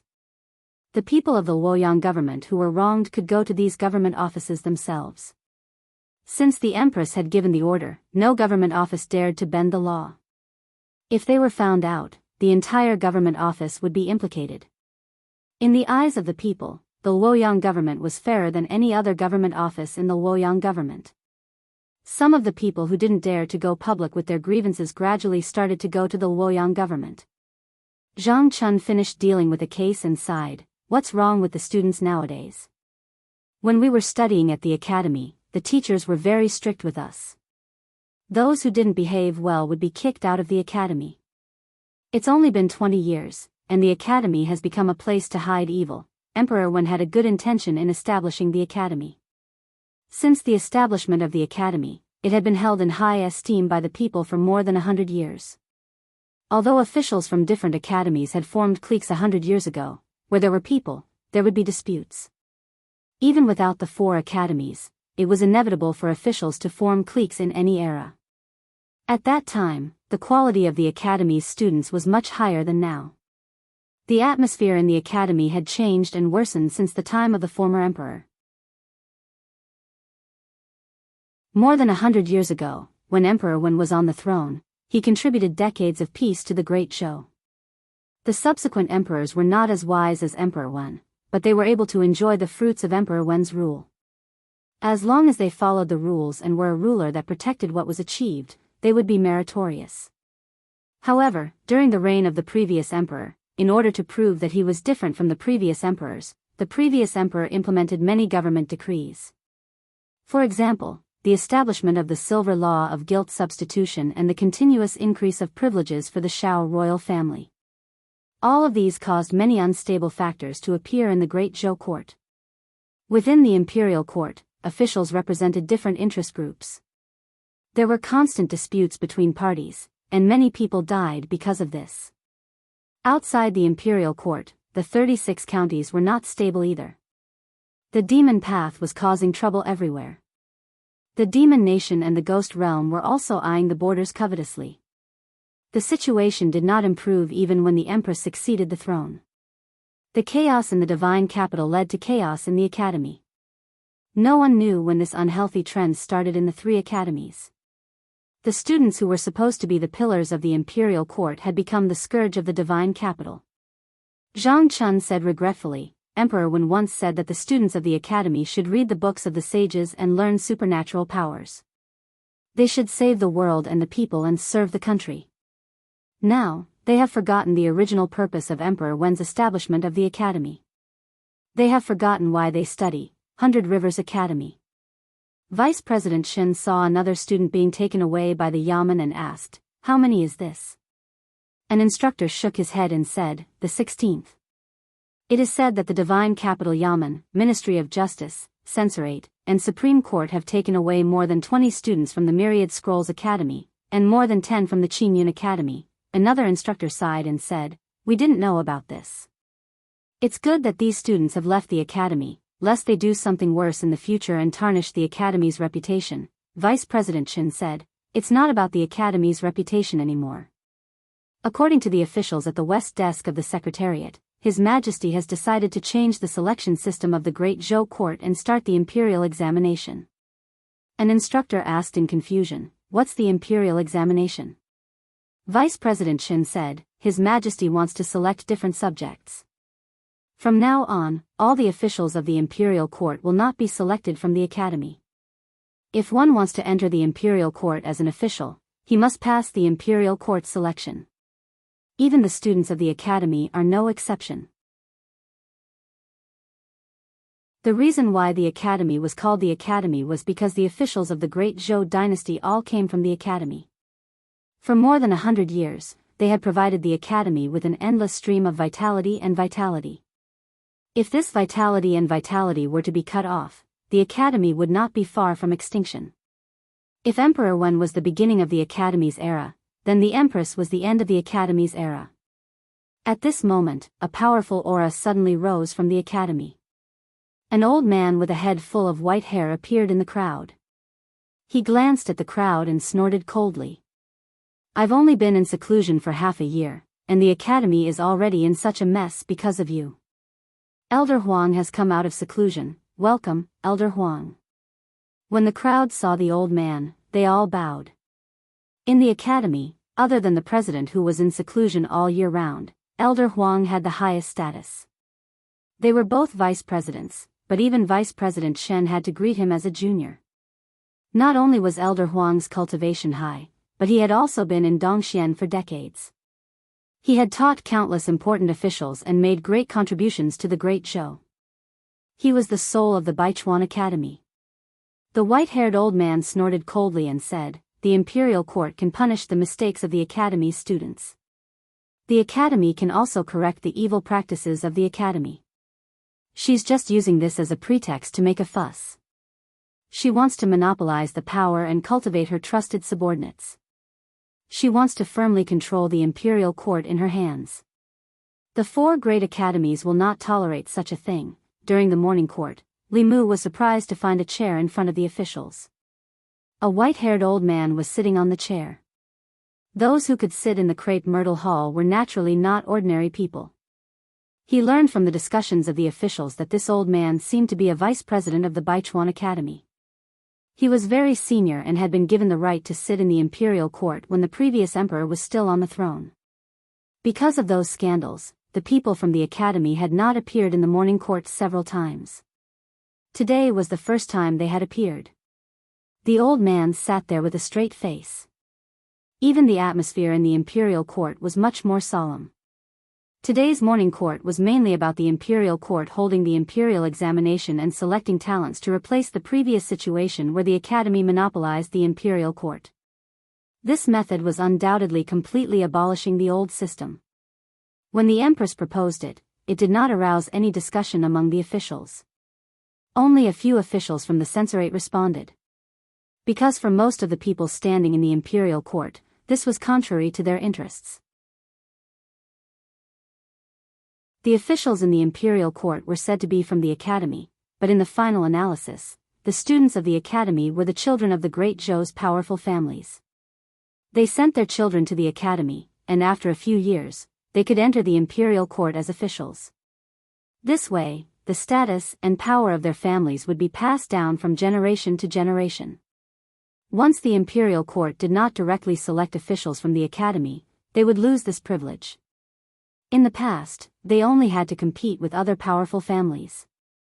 If the imperial court did not limit the selection of officials by birth, they would have to compete with all the talents in the 36 counties of the Great Zhou for a limited number of official positions. In this way, unless their families could continuously produce outstanding talents, the decline of their families was a foregone conclusion. No one was willing to accept this reality. Every time the empress was isolated by the officials, Li Mu knew that it was time for him to stand up. He had already offended all the factions in the imperial court, and did not mind offending them again. He stood up and said, I believe that the talents of the Great Zhou are not limited to the 4 academies. The imperial examination will allow the imperial court to discover more talents from the common people, break the academy's monopoly on officials, and curb the academy's unhealthy practices. Who are you? How dare you talk nonsense about the academy? Before Li Mu could finish speaking, he heard a reprimanding voice. He raised his head and saw that the white-haired old man sitting on the chair at the front of the great hall stood up. Li Mu said calmly, the reason why dozens of students from the 3 academies were imprisoned and beheaded in the past few days is obvious to all the lords in the hall. I'm just telling the truth. There's no need to talk nonsense. The old man did not mention this matter. He looked at Li Mu, took a step forward, and said sternly, the 4 academies have been established for 100 years. How many talents have been sent to the imperial court? How many contributions have they made to the stability of the Great Zhou? You want to deny the achievements of the academies, deceive His Majesty, bring chaos to the imperial court, and destroy the 100 years of foundation of the Great Zhou because of a mistake made by a student of the academies. What are your intentions? As he took a step forward, the aura of the white-haired old man suddenly spread out. This aura did not originate from his Dongxian realm, but from the telekinesis on his body. An endless stream of telekinesis was emitted from his body. It even activated the power of the heavens and the earth, and pressed down on Li Mu. Under the impact of this aura, Li Mu took several steps back. He only managed to stop himself when he crushed a green brick under his feet. An abnormal flush appeared on his face. In the Great Hall, many people smiled. The officials of the Ministry of Personnel, especially the Assistant Minister of Personnel, were incomparably delighted.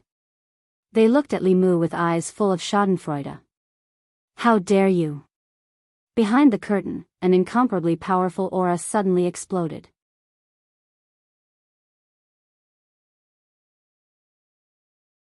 Chapter 258. When the Empress was angry, her cultivation of the 7th realm was fully revealed. Even the creation realm cultivators in the Crepe Myrtle Hall felt as if a mountain was pressing down on them, making it difficult for them to breathe. Only the few people standing at the front of the group of officials could face this pressure without changing their expressions. The white-haired old man's clothes fluttered without wind, but his expression was calm. He said, I have dedicated my life to the academy and will not allow anyone to slander the Holy Land in my heart. I lost control of my emotions for a moment. Please forgive me, Your Majesty. Facing the highest authority in the Great Zhou, a 7th realm transcendent existence, he was neither servile nor overbearing. This was because he was the Vice Dean of the 100 Rivers Academy and was at the peak of the 6th realm. He was only one step away from transcendence. As long as he took that step, the 100 Rivers Academy would have a second dean. In the face of the Empress' anger, he still looked calmly at Li Mu and asked, for more than 100 years, the 100 Rivers Academy, Qingyun Academy, and Myriad Scroll Academy have cultivated countless officials for the imperial court. The scholars of the White Deer Academy guarded the borders and shed their blood on the battlefield.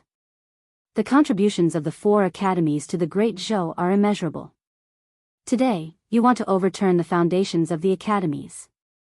Speak, what are your intentions? In the 6 ministries and 9 temples, countless officials looked at Li Mu with a mocking gaze. The 4 academies had stood tall for 100 years. How could a nameless junior like him topple them? He thought that he could do whatever he wanted in the divine capital because of the Empress' favor. However, not everyone in the divine capital feared the Empress. Elder Huang had students all over the world. In the Crepe Myrtle Hall, countless officials of the Fourth Realm and above had received his teachings. He had dedicated his life to the academy. For decades, the people of the divine capital respected and trusted him. The willpower gathered in him could even communicate with the heavens and earth, allowing him to take half a step into transcendence. In the entire Great Zhou, he was the existence most likely to reach transcendence. Cultivators of the upper realm were not bound by the secular world. Once he took that step, he could transcend the world and be on the same level as the Empress. Li Mu wiped the blood from the corner of his mouth and looked up at the white-haired old man. He said calmly, "You're asking me what my intentions are?" At this moment, he was not afraid in the face of Dongshuan's cultivators. Because he had Her Majesty the Empress behind him. As long as he had a clear conscience, and a clear conscience, he had no need to fear anyone. He pointed his finger at the sky and said word by word, "Heaven and earth have no heart. It does not distinguish between black and white. This official has a heart for heaven and earth." As soon as he finished speaking, those with high cultivation levels in the main hall immediately felt an unusual energy fluctuation in the air. The minister's expression changed slightly as he muttered, "This is." Zhou Zhong looked at Li Mu, his eyes gleaming. Zhang Chun, who was standing lazily at the back, couldn't help but straighten his body. Li Mu also noticed something strange at the first moment. This was not the first time he had experienced this feeling. Back then, when he was talking about Daoist injustice in the tea house, he had a similar feeling. This was the response of the heavenly Tao. He seemed to have understood something. He pointed at the ground with his other hand and continued, "Evil laws are tyrannical, tormenting thousands of people. This official will serve the people." Above the main hall, the power of heaven and earth vibrated even more intensely. Among the officials, there were still some who didn't know what was going on. Those with high cultivation levels had already realized what was going on, and their faces were filled with shock. Even the Empress, who was pretending to be serious behind the curtain, opened her red lips slightly in surprise. A hint of astonishment appeared on her delicate face as she muttered, "Taoist technique, a new Taoist technique." Li Mu felt the power of heaven and earth condensing around him. He spoke faster and loudly, "Emperor Wu and Emperor Wen have stabilized the territory and governed the country well. After the two saints, the divine path has been lost. This official will inherit the lost knowledge of the previous saints." At this moment, in the main hall, even those with low cultivation levels had noticed the abnormality. The power of heaven and earth was fluctuating so violently that it made them feel extremely uneasy. Everyone looked at Li Mu. Obviously, he was the source of all this. Li Mu finally looked at the Empress behind the curtain and said in a deep voice, "As an official of Great Zhou, I am fortunate to have your Majesty's care. I am extremely grateful. I will do my best until my death. I am willing to bring peace to Great Zhou." As his last sentence fell, the power of heaven and earth in the crepe myrtle palace fluctuated to the extreme. Many people were shocked and looked at Li Mu with dull eyes. Establishing a heart for heaven and earth, establishing a life for the people, inheriting the lost knowledge of the previous saints, establishing peace for the world. What kind of magnificent words were these? Any one of these 4 sentences would be recorded in history and be passed down for generations. But who could do it? Heaven and earth have no heart. It does not distinguish between black and white. Heaven and earth establish a heart for heaven and earth. Who would dare to criticize heaven and earth? Everyone suddenly looked at Li Mu. The incident in Yang County was still frightening when they thought about it. At that time, the county magistrate of Yang County was muddle-headed and tyrannical. He bullied the people and treated human life like grass.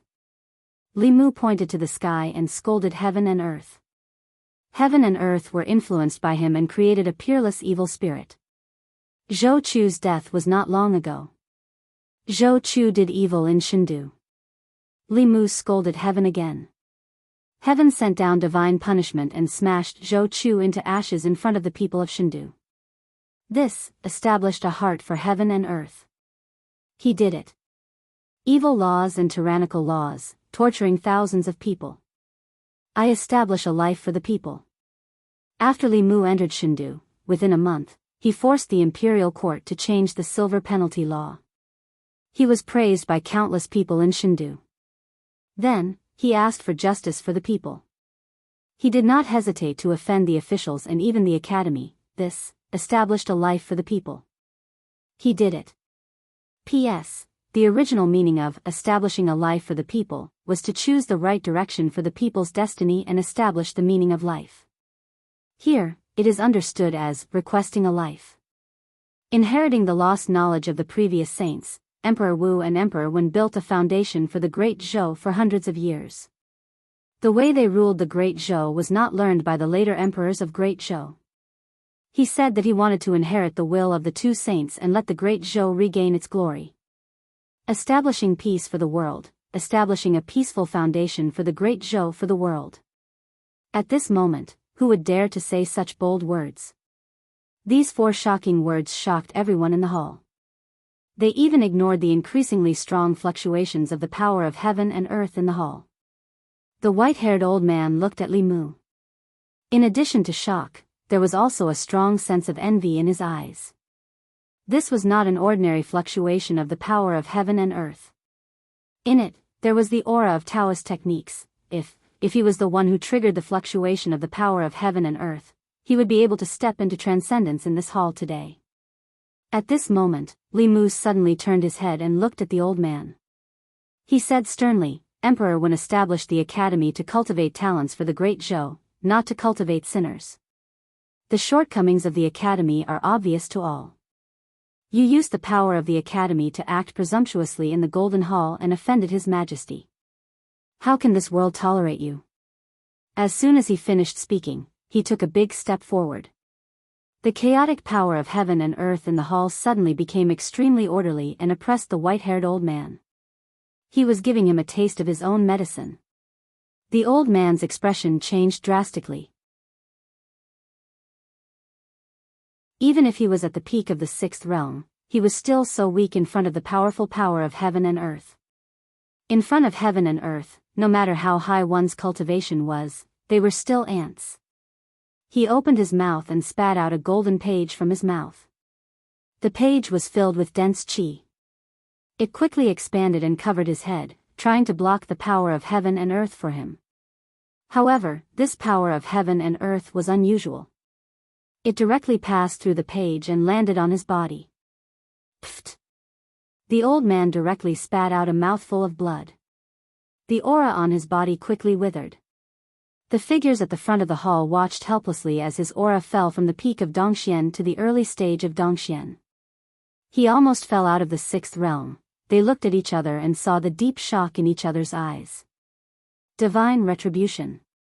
The vice dean of the 100 Rivers Academy, who was at the peak of Dongxian and was only half a step away from transcendence, suffered divine retribution in the hall, and his cultivation almost fell by a large realm. This divine retribution made him lose at least 30 years of cultivation. At his age, his cultivation level fell.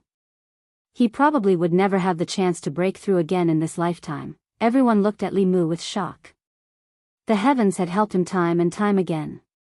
Was he really the chosen one? The hall was silent. Only the white-haired old man's injured gasps could be heard. The officials looked at Li Mu with eyes full of disbelief. They could not believe that a small remarkable power cultivator like him could seriously injure the Dongxian. But what was even more unbelievable was that he could say such shocking words as, establish a heart for heaven and earth, establish a life for the people, inherit the lost arts for the past saints, and establish peace for all ages. It was not an exaggeration to say that these 4 sentences could cause a reaction from heaven and earth. And to be able to say these 4 sentences, what kind of breadth of mind did he have? The white-haired old man sat on the ground, paralyzed. He felt the magic power in his body drain and his cultivation level fall. A blank expression appeared on his old face. At this moment, he deeply realized that he would never have the chance to transcend in this lifetime. The transcendent realm, that was his lifelong pursuit, the dream that he pursued his entire life was shattered. Under this extreme despair, an incomparably violent emotion suddenly emerged in his heart. This violent emotion turned into killing intent and quickly filled his mind. His eyes turned blood red, and his body emitted an extremely dangerous aura. The minister's expression changed drastically, and he shouted, "Not good, he has turned into a demon. Die!" In the hall, an extremely horrifying voice suddenly sounded. Li Mu's hair stood on end. He felt his body freeze, and even his thoughts stopped working. The next moment, a withered hand appeared in front of him. Li Mu's gaze met a pair of blood-red eyes. The white-haired old man's hand reached out to Li Mu's neck, but it stopped in midair. And in front of Li Mu, there was a figure. A woman wearing an imperial robe and an imperial crown stood in front of Li Mu and raised her hand. The white-haired old man's body froze in midair. The aura in his body began to fall rapidly from the early Dongxian stage. Creation, remarkable power, spirit concentration, soul refinement. After a moment, there were no more magic power fluctuations in his body. The Empress raised her head and said majestically, "The Golden Hall injured my beloved minister and turned into a demon. Seeing that you have done well in the past, I will only cripple your cultivation and spare your life."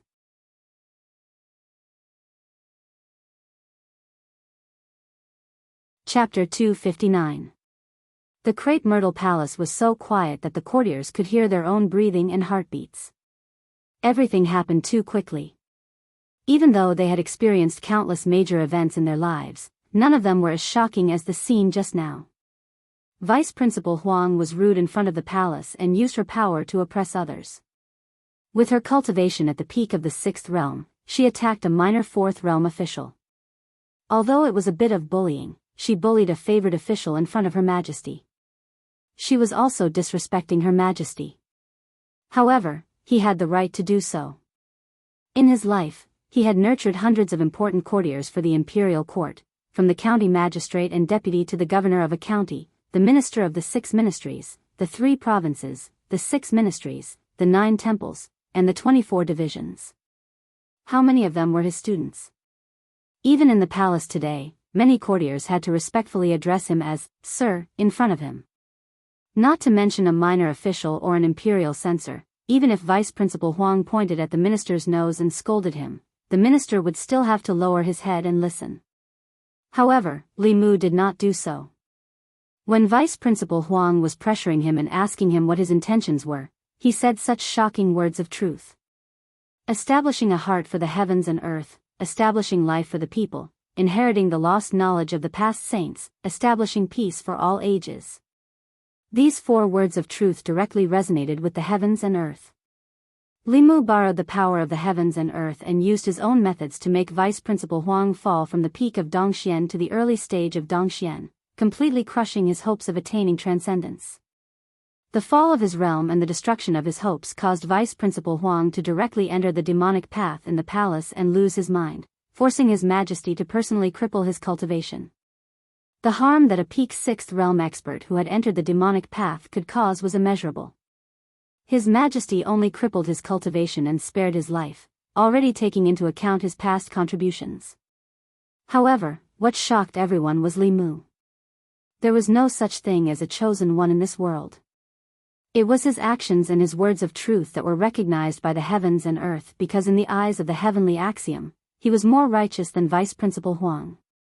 If someone else had said these 4 sentences, even more people would have scoffed at them. However, everyone could see that Li Mu was really using his actions to fulfill these 4 mantras. It was no wonder that he could resonate with heaven and earth. This was a person without selfishness. He was neither friend nor foe. He cared for the people, was not afraid of heaven and earth. He was loyal to his country and had justice in his heart. Even heaven and earth were moved by such a person. With his cultivation crippled, Vice School Head Huang was overwhelmed by rage and fainted. The Empress slowly walked to the top and said, "Send Vice Headmaster Huang back to the academy." 2 guards walked in from outside and silently carried Vice Principal Huang out. The officials were all silent. Even the officials from the 100 Rivers Academy and Vice Principal Huang's former students all maintained their silence. Vice Principal Huang used righteousness to oppress Li Mu, but Li Mu used righteousness to suppress her. His righteousness was the righteousness of the academy.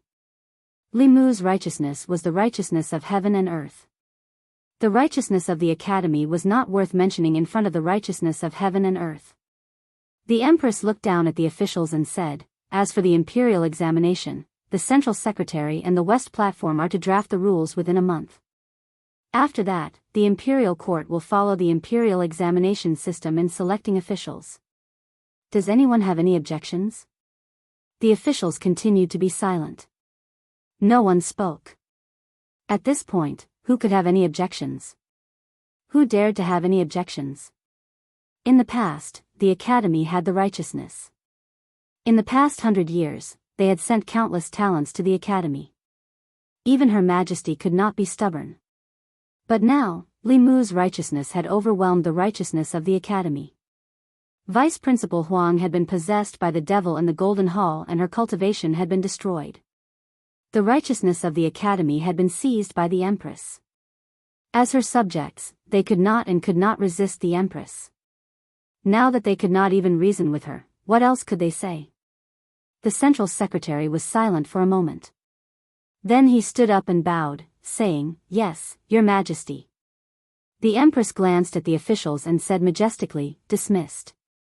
The empress left from the back of the palace. After the officials bowed, they began to leave the Ziwei Palace in an orderly manner. Their eyes lingered on Li Mu for a long time. Their eyes were very complicated. All along, in the eyes of the officials in the imperial court, he was a disruptor and a destroyer of the established rules of the imperial court. Except for Her Majesty, he was disliked by everyone. He was an alien in the eyes of the officials. Until today, some people realized that Li Mu was not breaking the rules. He was re-establishing the rules. Perhaps in his eyes, they were the aliens. There was no doubt that the structure of the imperial court would be changed after today. If His Majesty had Li Mu, he would have righteousness. If Li Mu had His Majesty, he would have a backer. Her Majesty had dignity and force. Li Mu convinced people with reason. But his reason was not reason, but the law of the heavens. After the officials left, Li Mu was still standing in the palace and did not leave. He took a step forward, but his body swayed and he almost fell. His face turned pale in an instant. The white-haired old man's cultivation was at the peak of Dongxian. He was half a step away from transcendence. Li Mu had just entered the realm of divine power. He was almost 3 realms away from him. 1% of his power was not something Li Mu could withstand. The armor on his body could withstand the attacks of the cultivators of Dongxian. If not for the armor, he would have been seriously injured under the pressure of Li Mu's aura. The realm that had just risen would have fallen again. The white-haired old man's move was so vicious. Therefore, when he saw that the empress had destroyed his cultivation, Li Mu did not have the slightest sympathy. Instead, he was somewhat gratified. It was not in vain that he had done so much for the empress. There were still some healing pills in the ring. Li Mu was about to take out one when he suddenly heard a familiar voice. "Open your mouth." Li Mu subconsciously opened his mouth. A white light shot into his mouth. A pill melted in his mouth. The pure medicinal power dissolved in an instant and quickly healed his injuries. Soon, Li Mu's injuries were all healed. He felt that his body had returned to its peak state. Li Mu cupped his hands and bowed to the figure in the palace. "Thank you, Your Majesty." The empress stood in front of him and asked, "Why don't you raise your head?" Li Mu lowered his head and said, "I dare not face you directly. A dream was just a dream." Li Mu wasn't ready to face the empress in real life. "Dare not?" The empress snorted. "You criticize me behind my back every day. Is there anything you dare not do?" Li Mu sighed. She said this to make everything clear. Even if Li Mu wanted to escape, it was impossible. He raised his head and looked at the familiar face in front of him. "I am guilty." "I should not have criticized Your Majesty behind your back," the empress asked. "When did you know that it was me?" Li Mu said honestly, "A few days ago, I saw a portrait of Your Majesty when you were young." After saying this, he realized that something was wrong. He immediately said, "Your Majesty is still young." "What I mean is, I accidentally saw a portrait of your Majesty a few years ago." The Empress asked, "So the loyalty you expressed to me in the dream was also fake?" Li Mu cupped his hands and said, "The dream was fake, but the words were true. Heaven and earth can bear witness to my feelings for your Majesty." The Empress glanced at him and said, "I can let bygones be bygones. If you dare criticize me again in the future, I will not let you off easily." She had already looked into it. Thinking of the whip in the dream, Li Mu sighed inwardly. "I will remember. If there is nothing else, Your Majesty, I will take my leave." The Empress thought for a moment and said, "Have lunch before you leave." Li Mu enjoyed his lunch quietly in the palace. Outside the palace, huge waves were surging. The vice president of the 100 Rivers Academy, Elder Huang, who was at the peak of the 6th realm, was possessed by a demon in the Golden Palace. After the court session, the news of his cultivation being abolished by the Empress quickly swept through the divine capital. Elder Huang was respected in the academy. He had trained countless officials for the great show. He had a high reputation among the people. Even if the reputation of the 100 Rivers Academy was damaged, it did not affect his position in the hearts of the people.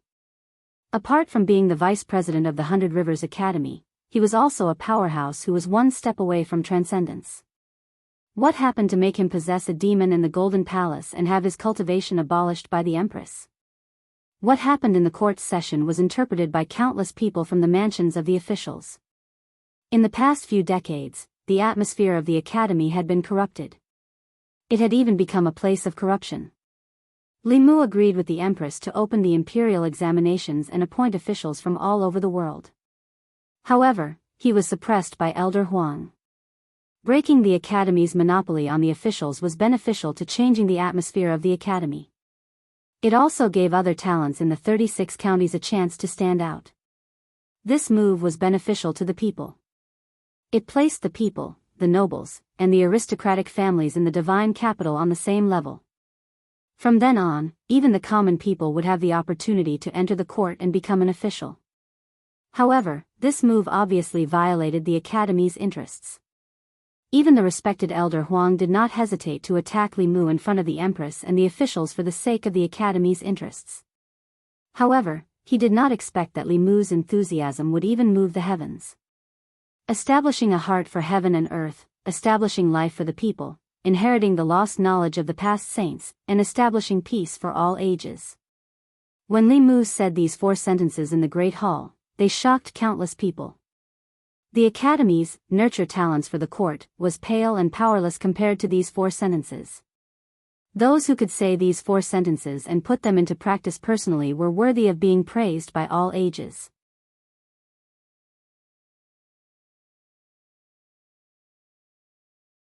Chapter 260. After lunch, Li Mu thought about a problem as he walked out of the palace. The 4 sentences of Henku appeared for the first time in this world and resonated with heaven and earth. Logically speaking, it should be a newly created Taoist technique. However, Li Mu himself did not benefit much from it. The creation of a new Taoist technique was accompanied by a chance to be imbued with the power of heaven and earth. This opportunity could allow the top cultivators of Dongxian to step into transcendence. He had brought many new Taoist techniques to this world. According to this pattern, he should have enjoyed the imbuement of heaven and earth many times. His cultivation should have reached the 8th or 9th realm instead of the 4th realm. Could it be that in order to obtain the power of heaven and earth, one had to comprehend and create Taoist techniques themselves? Heaven's will was unpredictable. Until now, the cultivation world had not figured out what the heaven's way was. It seemed unrealistic to plagiarize a few sentences and become a super powerhouse in the world. Li Mu sighed regretfully. He decided not to bite off more than he could chew. It was better to be down to earth and cultivate with peace of mind first. Although there were no inner demons now, it did not mean that there would not be in the future. Cultivators feared inner demons as much as heaven's wrath. Inner demons not only affected one's cultivation and personality, but also consumed one's lifespan. It was said that the former emperor had an inner demon because of something. In the end, his cultivation regressed and his lifespan ran out. Even though the late emperor was unable to ascend to the transcendence realm, he was still a see-through realm cultivator. Not only the late emperor, but even someone as strong as the white-haired old man would lose his mind after his cultivation regressed. He would lose his mind in an instant and lose his mind. Even see-through realm cultivators could not defeat their inner demons, so Li Mu had to be more careful. If it were not for Her Majesty, Li Mu would have had to use the golden armor talisman. The vice principal's cultivation was destroyed by Her Majesty. He did not know if the Baichuan Academy would revolt. Their principal had also transcended. If the 4 academies joined forces, Her Majesty might not be able to bear the pressure. Baichuan Academy. Vice Principal Huang had not woken up after being sent back to the academy. Vice Principal Chen looked at him with sorrow. He sighed and said, "Why did you do this?" One of the instructors said angrily, "Even if Her Majesty wants to attack the academy, she shouldn't be so cruel to Elder Huang. Isn't she afraid of disappointing the students of the academy and the people of the world?" Vice President Shin shook his head and said, "Elder Huang's realm has fallen, and there is no hope for him to transcend in this life. He has already turned into a demon. If there are no powerhouses in the upper 3 realms to stop him, a cultivator from Dongxian who has turned into a demon can slaughter a city and destroy a country." One of the instructors sighed and said, "His Majesty has already decreed that from now on, the imperial court has to select officials through the imperial examination. What should the academy do?" The imperial court selects the best. If the students from the academy are not as good as others, it means that they are not talented enough. Even if they lose, there is nothing to complain about. A burst of laughter sounded in everyone's ears. A thin middle-aged man walked in from outside. "Dean." When they saw the middle-aged man, everyone bowed. Even Vice Principal Chen bowed slightly to him. Then, he looked at the white-haired old man lying on the bed and said, "Principal, Elder Huang." The middle-aged man said, "I know all about it." He waved his sleeve, and a white light enveloped the white-haired old man's body. The old man frowned, but he still did not open his eyes. The middle-aged man shook his head and sighed, saying, "He doesn't want to wake up again." Vice President Shin sighed, but he was not surprised. How powerful were the cultivators of Dongxian? One person could fight against 10,000 soldiers. They could observe the sky and know the number of stars. With a raise of their hand, they could move mountains and fill the sea. In the eyes of mortals, they were like gods.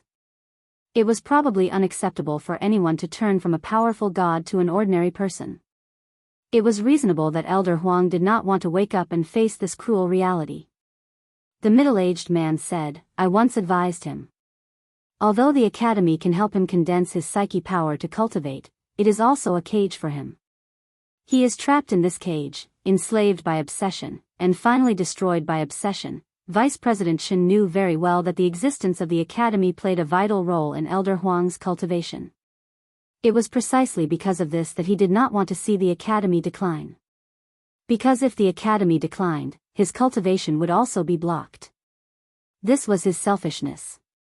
Unfortunately, the selfish Elder Huang met the selfless Li Mu. One was for his own cultivation, and the other was for the people and the foundation of the Great Zhou. This time, even the heavenly path stood on Li Mu's side.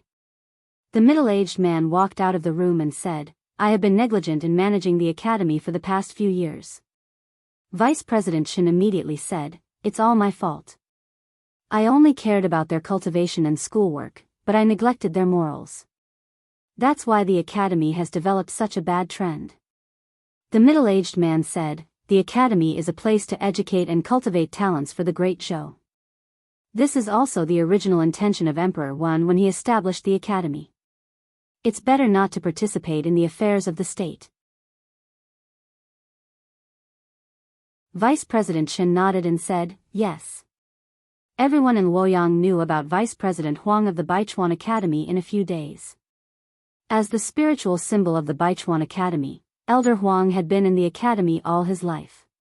He had cultivated many capable officials for the imperial court. His status in the hearts of the people was naturally very high. Many students of the Baichuan Academy also regarded him as their faith. But now, their faith had collapsed. Not only that, but the rules that had been maintained between the academy and the imperial court for more than 100 years had also completely changed. In the past 100 years, the nobles, officials, and prominent families of the Great Zhou had sent their children to the academy. They would study in the academy for 3 years, and then they would all be accepted by the imperial court. The outstanding students would immediately be granted official positions and become officials of the Great Zhou. If there were no vacancies in the imperial court, they would have to wait. But no matter what, the students from the academy would sooner or later become officials of the Great Zhou. It had been so for the past 100 years. However, from now on, this rule that had been rooted in everyone's hearts was about to change. In the future, the officials of the imperial court would no longer be produced by the academy. Any citizen of the Great Zhou, as long as they had a clean background, regardless of whether they were rich or poor, noble or not, whether they were officials, nobles, or disciples of famous families, as long as they passed the imperial court's examination, they would have the opportunity to become an official. From now on, the lower-class citizens of the Great Zhou would also have the opportunity to rise to the upper class. Although this would affect the interests of the nobles, what was rare was that the officials who represented the interests of the various parties in the imperial court all remained silent about this matter. This was because the 4 great academies had also remained silent. The 4 great academies existed for 2 reasons. First, it was to provide talents for the imperial court. Second, it was to restrain the imperial power. This was a decision made by a wise ruler, Emperor Wen of the Great Zhou. During Emperor Wen's time, the Great Zhou was peaceful, and the people lived a prosperous and peaceful life. It was the most prosperous time since the founding of the Great Zhou. Emperor Wen was worried that the future emperor of the Great Zhou would be muddle-headed and ruin the foundation that his ancestors had laid. So, he specially gave the 4 great academies a special privilege. If the emperor was muddle-headed and brought disaster to the Great Zhou, the 4 great academies could set things right and return the Great Zhou to the right track. In the past 100 years, the 4 great academies had only used this power once. During the time of the previous emperor wantonly changed the laws and appointed people based on their own connections. This caused the Great Zhou's people to resent him and the imperial court to be in a foul mood. The previous emperor did not listen to advice, and many loyal officials and their families were killed. The Great Zhou was filled with internal troubles, and external enemies were also restless. At that time, the 4 great academies appeared and completely suppressed the imperial court. They completely took away the power of the previous emperor. At that time, the ancestral temple did not give birth to the emperor's qi. The previous emperor's cultivation was only at the Dongxian realm, which was piled up by the resources of the royal family. In front of the 4 great academies, the Shao royal family had no room to resist. The previous emperor was greatly affected by this incident, and his cultivation did not improve. Instead, it regressed, and he died in a few years. The Zhou family seized that opportunity and pushed the empress to the highest position. This time, the empress wanted to shake the foundations of the 4 great academies. The 4 great academies did not resist, not only because the empress was different from the previous emperor and had reached the transcendent realm. Perhaps, even the 4 great academies approved of the empress's actions.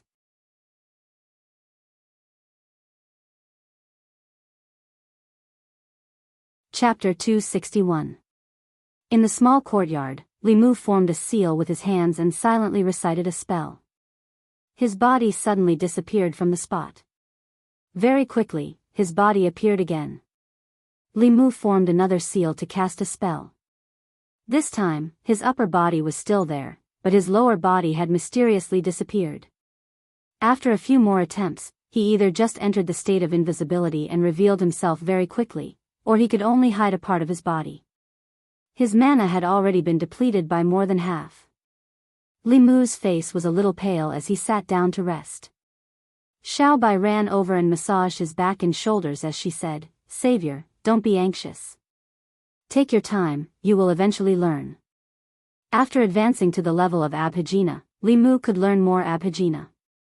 When cultivators fight, they fight with Abhijna spells. After completely stabilizing his level, he began to learn level 4 Abhijna. The Daoist book that Su He gave him recorded many Abhijna that he could learn at this stage. For example, walking on water and sitting on fire, swallowing knives and spitting flames, concealment and so on. After some consideration, Li Mu decided to learn the most useful ones first, starting with invisibility. When he was still in the lower realm, he could also learn some basic spells. Calling the wind and summoning the rain in a small area was a piece of cake for him. When he first learned them, it took him a day to half an hour to learn them. But the spells of the middle realm were completely different from those of the lower realm. It gave Li Mu a confused feeling as if he had just entered university and had just stepped into advanced mathematics from elementary mathematics. For these Abhijna spells, the hand seals were more complicated. Even if it was combined with incantations and hand seals, it still required personal understanding to be successfully cast. Otherwise, there would be situations like Li Mu, where he could only hide half of his body. In comparison, Daoist spells were easier. If a new Daoist spell resonated with heaven and earth for the first time, the creator of the Daoist spell would be recognized by heaven and earth, and even the hand seals could be omitted. For example, Li Mu only needed a thought to disperse Xiao Yu's Daoist spell. In the future, if Henku's 4 lines could also conjure Daoist spells, the caster would not be able to cast them in front of Li Mu. The prerequisite was that someone could cast them. Most Dao techniques could be used directly by using mantras and hand seals, but there were some that could not. Xiao Yu's Taoist spell used her resentment to communicate with the heavens and earth. Li Mu didn't have her experience, so he couldn't use it. Otherwise, when he was telling stories in the Yunyan Pavilion, he would have resonated with the heavens and earth and created a phenomenon that shook the entire north region. Henku's 4 sentences were the same. It was the highest pursuit of scholars or court officials. Only when there was someone who was worthy of the heavens and earth, who was trusted by the people, who had truly set their heart for the heavens and earth, and who had set their lives for the people, could they communicate with the heavens and earth through these 4 sentences. Other than that time in the palace, Li Mu could no longer resonate with heaven and earth through these 4 sentences. Perhaps in the eyes of the heavenly Tao, he had yet to achieve this. Li Mu practiced the invisibility spell for a while, but he still couldn't get the hang of it. Sensing a familiar aura outside, he quickly walked over, opened the door, and asked, "Sister May, why are you here? Does His Majesty have another order?" Mr. May glanced at him and asked, "Can't I come if His Majesty didn't give me any orders?" Li Mu said, "Of course not. Sister May, you can come whenever you want. You are always welcome here." Mr. May walked into the yard and looked up. He said, "The array here is set up well. Even a cultivator of the 5th realm would have to spend some effort to break it. Did you set it up?"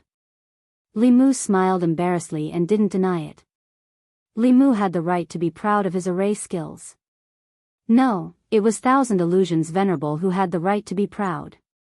Among the 10 demonic sects, there was a sect called the Forbidden Sect, which was famous for its array skills. Thousand Illusions Venerable had once used his strength to snatch the Forbidden Sect's array book. In addition, Li Mu was very talented in array skills and had Thousand Illusions Venerable's memory. If he had enough materials, it wouldn't be difficult for him to set up a big array that could trap Dongxian. Mr. May looked up to observe the array. Li Mu said, "Xiao Bai and I are preparing to cook. Sister May, do you want to stay and eat with us?" Mr. May shook his head and said, "There is no chance today. His Majesty wants you to go to the palace." Li Mu was confused. "It's my day off today. Why does His Majesty want to see me?" Mr. May said, "His Majesty ordered the Hall of Secretariat to formulate the policies for the imperial examination within a month.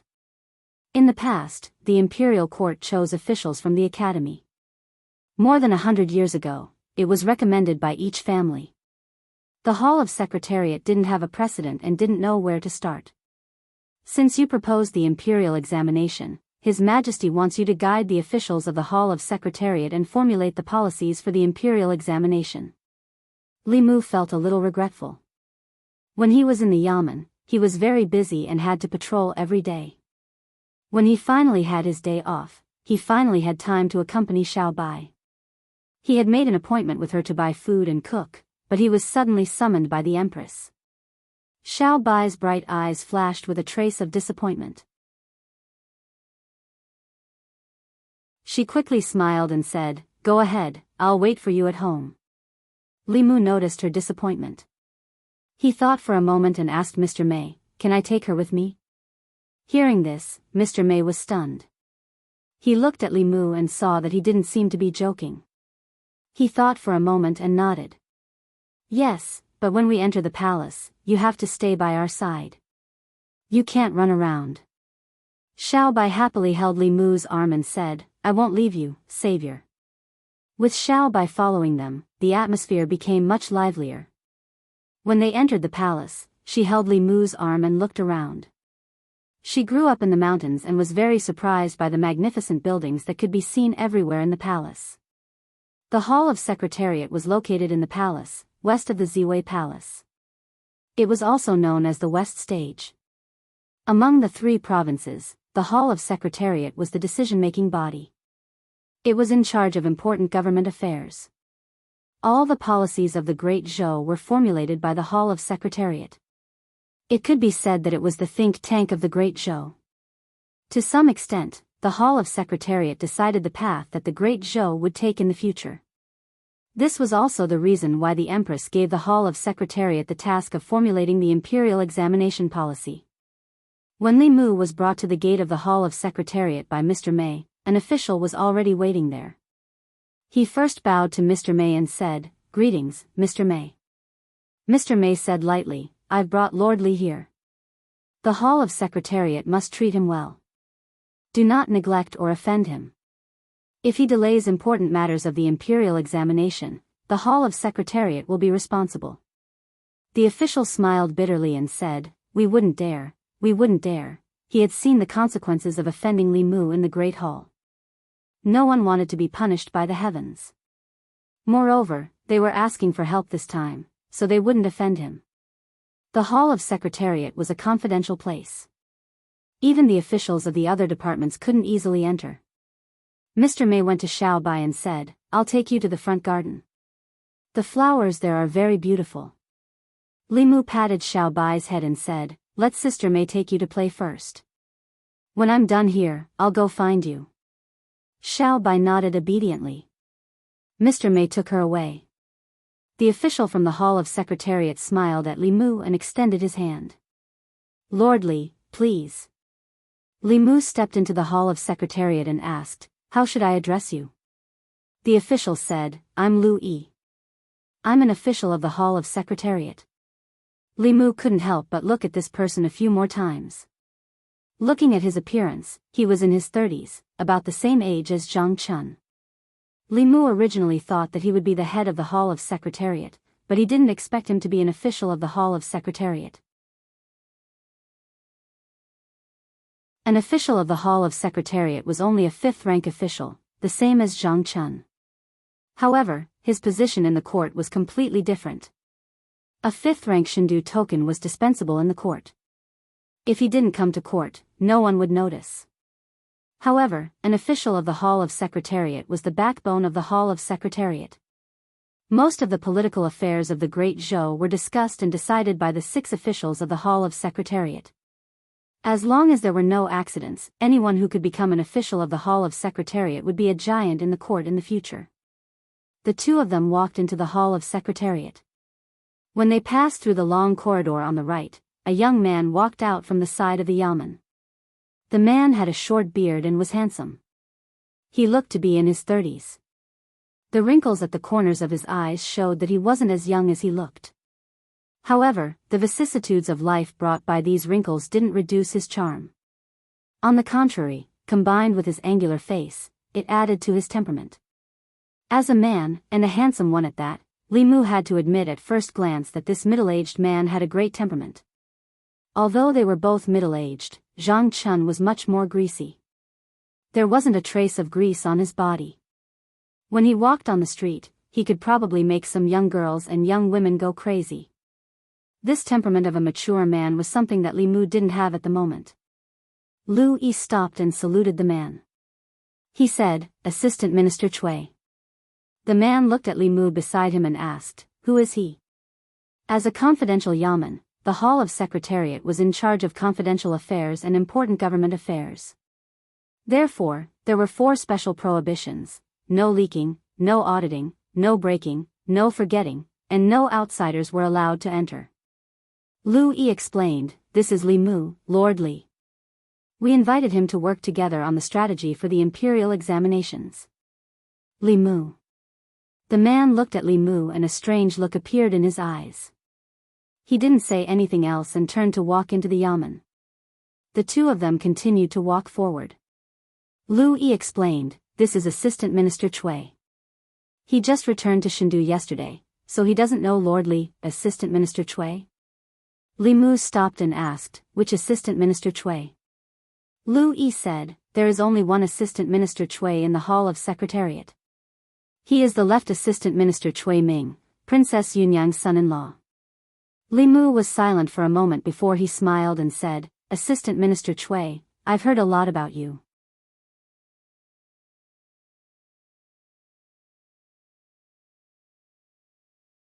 Chapter 262. Lu Yi was surprised. Official Li knows about Assistant Minister Cui? Before Li Mu came to the capital, Assistant Minister Cui had left and only returned yesterday. There was no reason for him to know about Assistant Minister Cui. Li Mu smiled. "Of course I know. I come from the North County." Assistant Minister Cui was a county magistrate there for a period of time. Even now, there are still legends about him in the North County. No wonder. Lu Yi seemed to have thought of something. Assistant Minister Cui is handsome and heroic. Everywhere he goes, countless girls go crazy for him. I didn't expect that after being in the capital for so long, there are still people in the North County who remember him. Li Mu had only heard of Cui Ming before. Now that he saw him, he knew how he could use women to rise up the ranks. This person's appearance and temperament were excellent. If he debuted in the future, he would easily attract a group of female fans who would call him hubby behind his back. Since ancient times, people's pursuit of appearance had never changed. No matter if it was a young girl or a young woman, it was hard to resist this temperament. Madame Chu, the daughter of the Zhejiang County magistrate, and Princess Yunyang had all fallen into his hands. Li Mu wanted to use Lu Yi to find out more about Cui Ming. He revealed a gossipy expression and said, "I heard that Assistant Minister Cui had several marriages." Lu Yi nodded. "I also heard that Assistant Minister Cui was originally the son-in-law of the Zhejiang County magistrate. Later, Assistant Minister Cui found out that the Zhejiang County magistrate colluded with the demon sect. Assistant Minister Cui exposed his father-in-law to the imperial court. The Zhejiang County magistrate's family was executed by the late emperor. Only Assistant Minister Cui was transferred to the capital because of his merit in exposing them." He shook his head. The Zhejiang County magistrate's daughter was his first wife. Assistant Minister Cui was ruthless. Li Mu asked, "How did Princess Yunyang and Assistant Minister Cui get together?" Lu Yi thought for a moment and said, "At that time, Assistant Minister Cui was the head of the Secretariat and worked in the Imperial Secretariat. The Imperial Secretariat was in the palace, and Princess Yunyang often went to the palace. The two might have met by chance. Later, Princess Yunyang's husband died suddenly. After half a year, Assistant Minister Cui became the new husband. In the following 10 years, he was promoted from the head of the Secretariat to the head of the Imperial Secretariat." Li Mu still wanted to ask for more details, but Lu Yi had already taken him into a yamen and introduced him to the people in the room. "Everyone, Lord Li is here." 4 of the 5 officials in the yamen stood up and saluted Li Mu with cupped fists. Lu Yi introduced them to Li Mu. "These are the other 5 heads of the Imperial Secretariat." From left, they are Lord Zhou Xiong, Lord Wang Shi, Lord Zhang Huili, Lord Song Liangyu, Lord Xiao Ziyu. After Lu Yi introduced them one by one, Li Mu learned that these 5 people were the other heads of the Imperial Secretariat.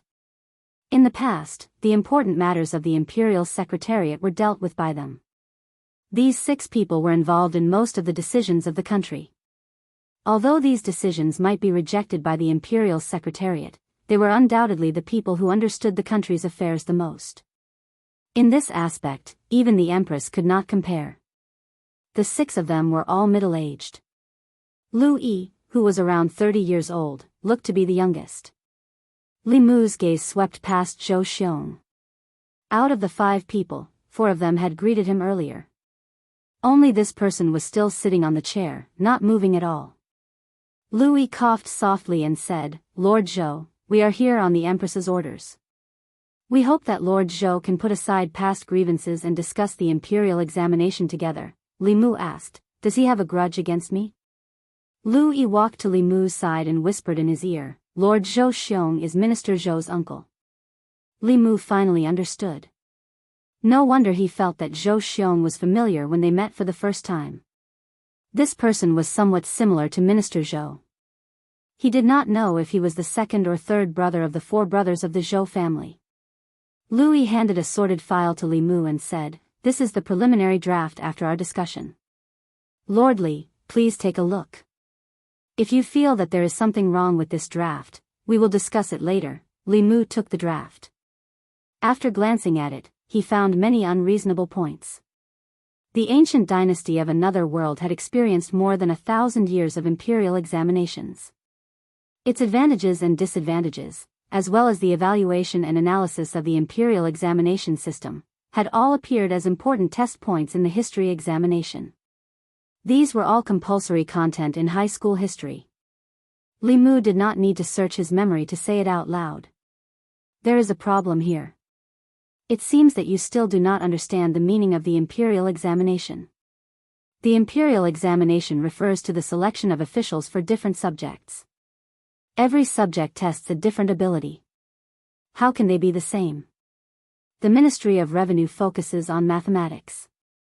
The Ministry of Justice focuses on criminal law. The Ministry of Rights focuses on the rights of Zhou. Change, the officials of the divine capital do not need to have a high cultivation. Are you worried that the demons and ghosts will attack the divine capital? The officials of the bordering counties and prefectures must have a cultivation above creation realm. There was no precedent for the imperial examination system. They discussed it for several days, but their minds were still in a mess. Li Mu only said a few words, but they were able to see through the fog. Soon, they had a clear idea. As the rumor said, the imperial examination system was most likely proposed by Li Mu to the empress. They were the officials of the secretariat. Every day, they dealt with many important matters of the imperial court. They were extremely sensitive to certain matters. If the imperial examination could replace the academy to select officials as Li Mu said, although it would weaken the influence of the nobles and aristocrats on the imperial court, it would definitely be a good thing for the continuation of the great Zhou dynasty. If a large number of officials came from the common people, the cliques formed by the academy would be greatly weakened. The common people at the bottom would then have the opportunity to advance. It would be beneficial for the accumulation of psyche. There was no doubt that this method of selecting talents for the imperial court would find many talents outside the academy. It was undoubtedly a better system than the one currently in place. At this moment, they realized that Li Mu's words of bringing peace to the world were not just for show. Although they could not finish talking about the imperial examination in a short time, if Li Mu was willing to point them in the right direction and build a framework, they would be able to complete the rest on their own. However, Li Mu did not do so. He planned to go back early. First of all, he wanted to come to the secretariat a few more times. More importantly, he had promised Xiao Bai to go shopping with her. Li Mu stood up and said, "That's all for today. I have important matters to attend to. Let's talk about it another day." Lu Yi stood up and said, "Thank you, Lord Li." Li Mu waved his hand and said, "It's all for the imperial court." Lu Yi said, "I'll see Lord Li out." The two walked out of the yamen. The secretariat official named Wangshi said, "This Lord Li is not as detestable as they say." Zhang Huili said, "He's a straight man." Song Liangyu said, he's also a perfected person. Xiao Ziyu said, a straight man and a perfected person are easily detested by most people. That's because he's not the same as most people. He looked at Zhou Xiong and said, to meet such a straight man, your nephew's death was not unjust. Zhou Xiong snorted and left in a huff. Li Mu walked out of the secretariat. Not long after, Mr. Mei came from afar with Xiao Bai. He said in surprise, it's over so soon. Li Mu said, the imperial examination system is complicated. We'll have to do it a few more times. Mr. Mei said, it's still early. You can stay a little longer. It's not early. Li Mu shook his head and said, any later and the food in the market won't be fresh. Li Mu took Xiao Bai's hand and said, let's go. Xiao Bai held Li Mu's hand and said, benefactor, there are many beautiful flowers in the garden. Li Mu smiled and said, if you like, we can go back and plant flowers in the garden at home. A figure walked out of the secretariat and said, it's been a few months. Mr. Mei, you're still as handsome as ever. Mr. Mei looked back at Cui Ming and said lightly, Mr. Cui, you're back. Cui Ming smiled gently and said, I just came back to Luoyang yesterday. I'm about to meet His Majesty to report on my work. Mr. Mei, please pass the message. Mr. Mei shook his head and said, His Majesty is very busy. It's not important to report on your work.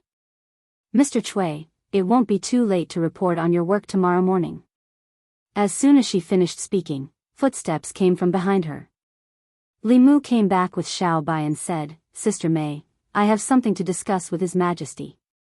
Mr. Mei nodded and said, follow me. Seeing the three of them leave, Cui Ming went back to the secretariat and found a manager. He asked, what happened in the court when I wasn't in Luoyang? The manager said, many things happened in Luoyang in the past 2 months. Since Li Mu came to Luoyang, a group of officials were beaten up and the silver method was abolished. Then, Zhou Chu of the Zhou family was struck to death by lightning. A few students of the academy were beheaded.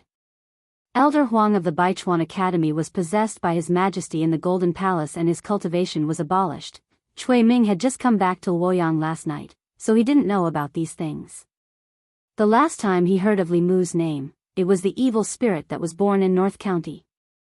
A constable named Li Mu pointed at the sky and cursed, causing a vision of heaven and earth. Later, the Daoist injustice that was promoted by the court to all counties was also related to Li Mu. Cui Ming didn't expect so many things to happen in Luoyang while he was away. He couldn't believe it and said uncertainly, did Li Mu do all this? The manager of the secretariat nodded and said, he's now His Majesty's favorite official. Favorite official? Cui Ming heard this and his face darkened.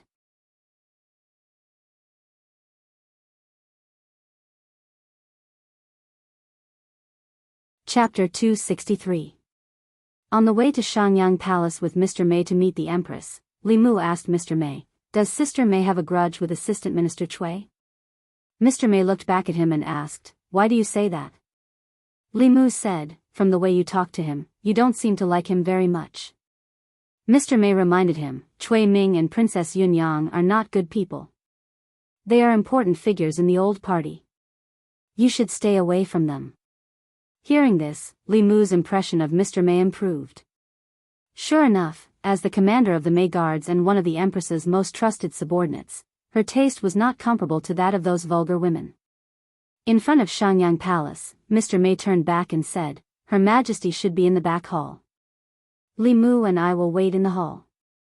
Xiao Bai, stay here. Don't run around. Xiao Bai let go of Li Mu's hand and nodded obediently. Suddenly, a voice came from the hall. Come in. With the Empress's permission, Mr. Mei said, then let's go in. The three of them walked to the main hall, and the Empress walked out from the back of the hall. Little White used a curious gaze to size up this legendary woman in front of her. Lord Mei was beside her, and he reminded her softly, don't look directly at Her Majesty. Xiao Bai immediately lowered her head. The Empress did not mind Xiao Bai's unintentional offense. She asked Li Mu directly, how's the discussion with the officials of the Secretariat about the imperial examination? Li Mu said, there should be a result in a few days. The Empress said, we must make a perfect policy within a month. I have ordered the 36 counties to recommend local talents as soon as possible. 3 months later, they will participate in the imperial examination with the students of the academy. 3 months was a bit rushed from the formulation of the policy to the implementation. But if they were well prepared, it was not impossible. On the contrary, it could show His Majesty's decisiveness and determination to change the old system. The core of the imperial examination was just a few tests to select talents. Removing some cumbersome etiquette and simplifying the process, 3 months was more than enough. Li Mu cupped his fists and said, "Yes, Your Majesty." The Empress then asked, "What business do you have with me?" Li Mu asked, "I would like to ask Your Majesty, is there any shortcut to the art of invisibility?" The difficulty of mastering the 3 middle realms was beyond Li Mu's imagination. Some cultivators who didn't belong to a sect could only slowly comprehend it on their own. The Empress was also an important cultivation resource for Li Mu. Not only was she a powerhouse in the upper realm, but she was also very talented. She should be able to answer all of Li Mu's questions about cultivation. The Empress glanced at Li Mu, and asked, "You came to see me just to ask this?" Li Mu nodded. After a moment of silence, the Empress slowly said, "The key to the art of invisibility lies in forgetting oneself. If you can comprehend the state of forgetting oneself, you will soon be able to learn this magical power." Forgetting oneself? When Li Mu was learning this technique, he had tried to use the mind-clearing formula to calm himself down. At this time, his mind was calm, his thoughts were clear, and he was not disturbed by external things. He used it to write talismans and break through barriers, which was successful in every endeavor. But when learning invisibility, the clear heart's secret art had no effect. After the guidance of the Empress, Li Mu realized that he was going in the wrong direction from the beginning. If the key to the art of invisibility was forgetting oneself, then the calmer he was, the clearer his mind was, the more difficult it would be to master this technique. Li Mu closed his eyes, removed all distracting thoughts, and tried to empty himself. He changed his hand gestures instinctively. After a moment, his figure disappeared out of thin air. After a few breaths, Li Mu's body appeared again. But this time, it was him who cancelled the invisibility. He had been learning this technique for several days without making any progress, but the Empress's words enlightened him. It could be seen how important it was to have a good teacher during cultivation. Li Mu bowed and said, "Thank you, Your Majesty, for your guidance." The Empress asked, "Is there anything else?" Li Mu said, "No." Walking out of Shanyang Palace, Mr. Mei looked at Li Mu and asked, "You came to see Her Majesty just to ask about this?" Li Mu said, "This question has been bothering me for a long time." Mr. Mei said, "You can ask me about cultivation." "You are really bold to disturb Her Majesty for this kind of thing." Li Mu was determined to be the Empress's personal assistant. Naturally, he would use every opportunity to get close to the Empress and cultivate their relationship. As long as they met enough times, they would be familiar with each other. Moreover, the Empress's cultivation level was 2 whole levels higher than Lord Mei's. Between these 2 levels, there was even a gap of a whole major level. If one had to choose between the 2 of them to ask about cultivation, one would know who to choose even without using his brain.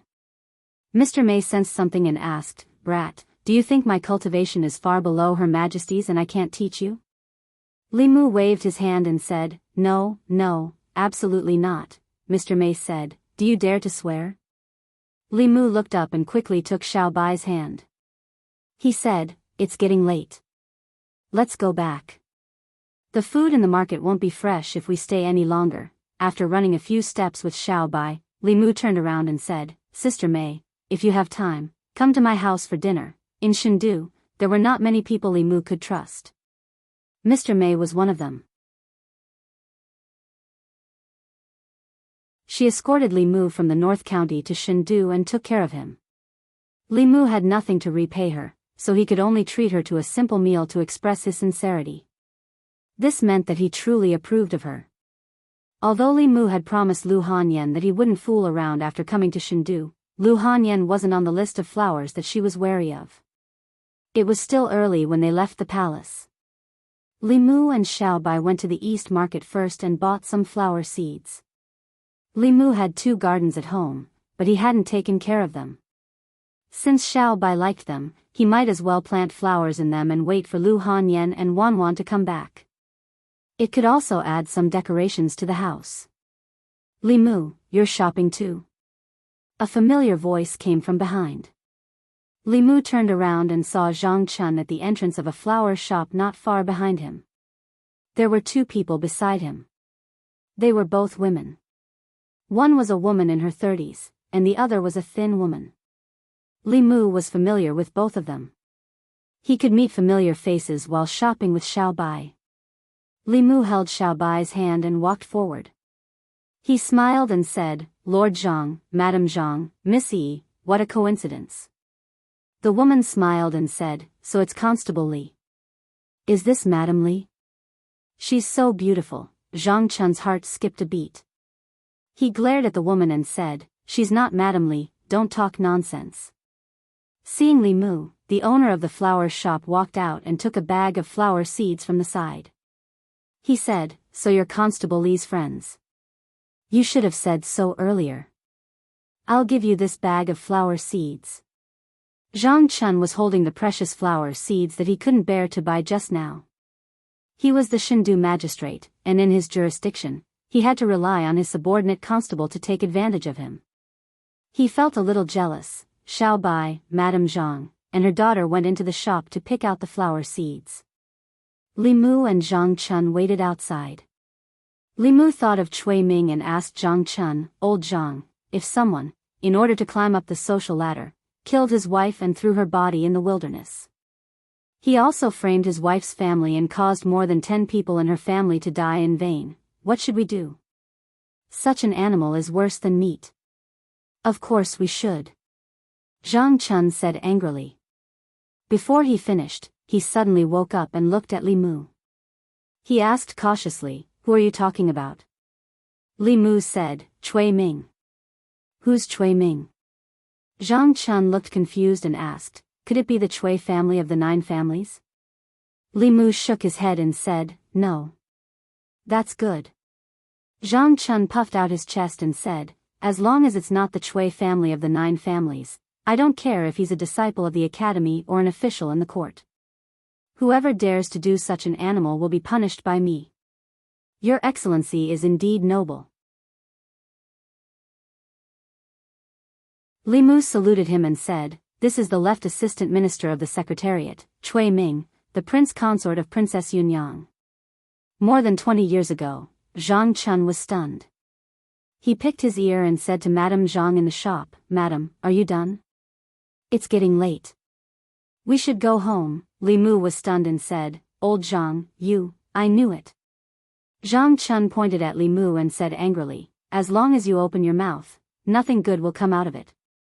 That's the left assistant minister of the Secretariat, a 4th-rank official, and a relative of the emperor.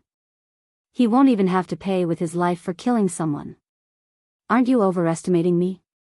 No matter if it's the Luoyang Yamen, the Ministry of Justice, the Censorate, or the Supreme Court, none of them are qualified to try such a case. Li Mu said helplessly, I know the Luoyang Yamen can't do anything to him. That's why I want you to help me.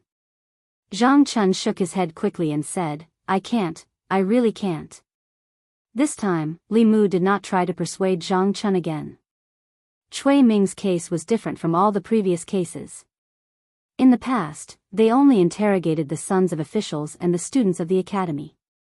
They did not have official positions. Once they had official positions, the Luoyang Yamen was no longer qualified to try them. Officials above 4th rank, as well as relatives of the emperor, even the Ministry of Justice and other yamens were not qualified to try them. These people were the ones who truly enjoyed privileges in Great Zhou.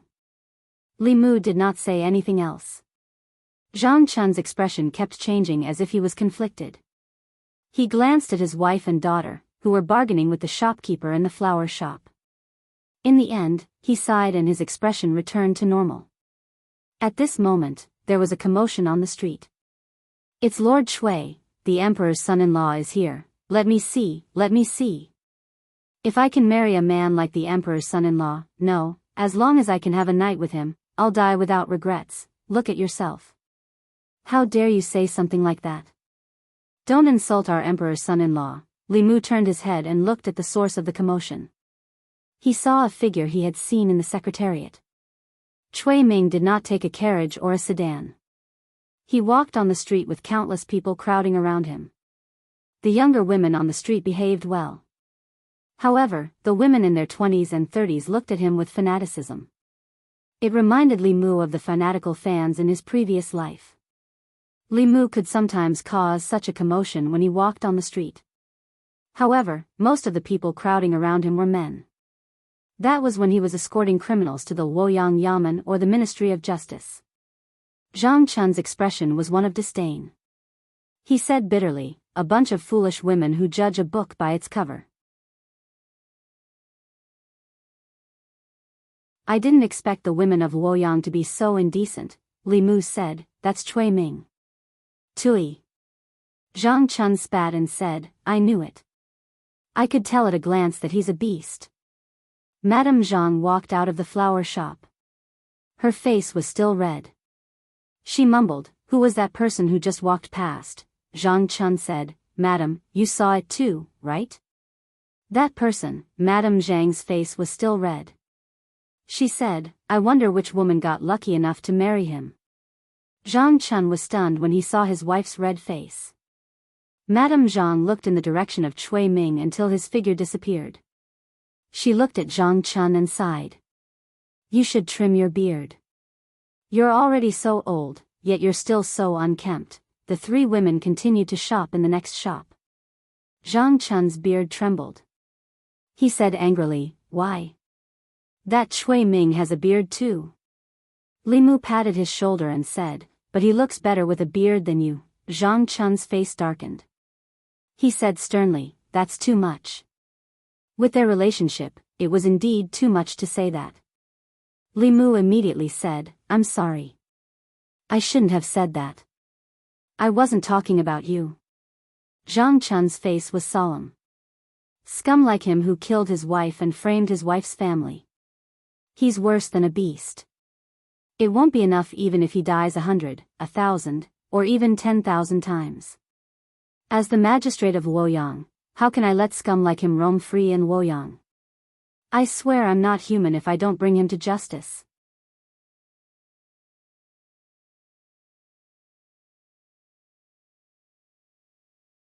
Chapter 264. Zhang Chun's chest heaved. It was obvious that he was furious. After knowing him for so long, Li Mu had never seen him so angry. Thinking about it from another perspective, if his wife started to dislike him after being infatuated with another man, Li Mu's mentality would also collapse. Of course, such a situation was impossible. Li Mu did not have Cui Ming's mature charm. In terms of appearance, he was still better. Youth was an asset. His face was full of collagen. Most of the women who liked Cui Ming were older women. Most of them preferred young puppies. However, Zhang Chun was different. He was also a middle-aged man, but he was not as good-looking as Cui Ming. His temperament was also worlds apart. Due to his cautious behavior, he was often a little wretched. The only thing missing was the word greasy written on his face. Whether it was his appearance or temperament, he was crushed by Cui Ming in all aspects. Li Mu sighed and said, "Lord Zhang, let it go.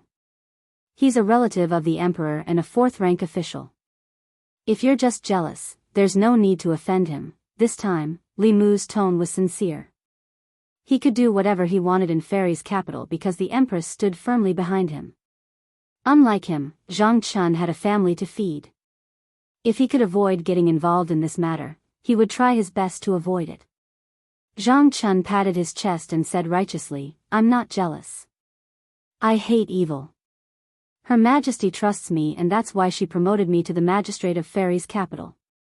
As the parent of the people of Fairy's capital, I'm absolutely irreconcilable with evil." Li Mu looked at him in a new light when he saw how righteous he was. Zhang Chun looked at Madame Zhang's back and said in a low voice, "If I don't chop off this animal's head in front of these foolish women in Fairy's capital, my surname isn't Zhang." Li Mu looked at Zhang Chun's ferocious face and understood something. Jealousy made people crazy. Just because Mrs. Zhang took a few more glances at Cui Ming, Zhang Chun, who was timid just now, changed his mind. Beheading the man of their dreams in front of the women of the divine capital. These women would probably have nightmares for several months. The middle-aged man's jealousy was terrifying. It was not an easy task to bring down Cui Ming. He was in a high position and was a member of the royal family. He was a core member of the old party. The Shao clan would not let him fall so easily. This involved the royal family of the Shao clan, the old party, Princess Yunyang, and even the West Palace. This was the most difficult task that Li Mu had to do since he came to Luoyang. But he had to.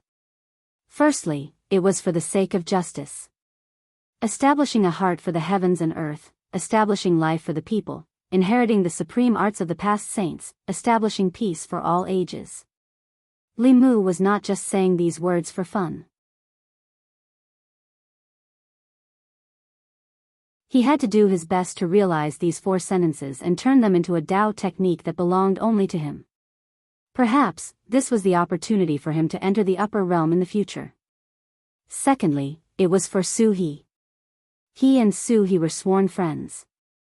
Back in Yangqiu County in the North County, Li Mu had already made up his mind to avenge her. Even if she broke out of the formation, she was only a 5th realm soul cultivator. The divine capital was no different from a tiger's den to her. It was impossible for her to take revenge on her own. She would not even have the chance to see Cui Ming before she was captured by the powerhouses of the divine capital. It would be best if Li Mu could avenge her before Su He broke out of the formation. No matter the reason, Cui Ming had to die. Li Mu's eyes flashed while Zhang Chun's expression darkened. The two looked at each other and reached a tacit understanding. At this moment, the two of them shared a common enemy. 15 minutes later, Li Mu and Zhang Chun's family parted ways. Xiao Bai chose her favorite flower. The two of them went to the market to buy some vegetables and returned home. Xiao Bai went to the kitchen to prepare while Li Mu went to his room. He opened his palm and a white light flashed. Bai appeared in his hand. When Li Mu was concentrating, this was the first sword that Li Qing had given him. In battle, it could no longer provide any help to Li Mu. Only Mrs. Chu's sword spirit was of some use to him. Before advancing to the Abhijna level, Li Mu needed Mrs. Chu's spiritual power to perform Tao techniques that he could not perform. Li Mu had advanced to the Abhijna level with the help of the Empress. Bai was no longer of any use to him. All that was left was nostalgia. After parting at Yangqiu County, there was no news of Li Qing. After Fulu School's disciples advanced to the Abhijna level, they would go out to train. No one knew where she went. After holding Bai for a while, Li Mu composed himself. With a thought, Mrs. Chu's figure floated out of the sword. She bowed and said, "Young master, what are your orders?"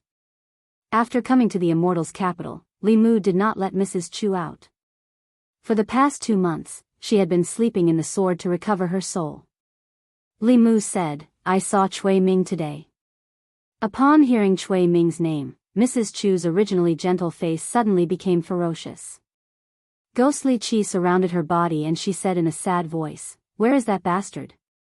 "I want to kill him," Li Mu shook his head and said, "He is now the emperor's son-in-law. He holds an important position in the court and has a high position. His cultivation has also reached the 5th level. You can't kill him. You will only die if you go." Upon hearing this, Mrs. Chu's emotions gradually calmed down. She shook her head and said self-deprecatingly, "I couldn't kill him when he was alive, and I still can't kill him when I'm dead." Li Mu said, "Cui Ming is a heartless person. I must kill him. When the time comes, I may need your help. After Cui Ming is dead, I will return your freedom. When the time comes, you can go wherever you want." Mrs. Chu suddenly raised her head and asked, "Young master, you really want to kill Cui Ming?" Li Mu nodded. Mrs. Chu knelt on the ground and said firmly, as long as I can kill Cui Ming, even if my soul is scattered, I am willing. My only wish is to die after him. After more than 20 years, Li Mu could still feel the hatred in Mrs. Chu's heart. It was a pity that she didn't meet Li Mu before she died. Otherwise, she would have attracted the attention of heaven and earth and become a peerless evil spirit. After telling Mrs. Chu about this, Li Mu asked her to enter Bai.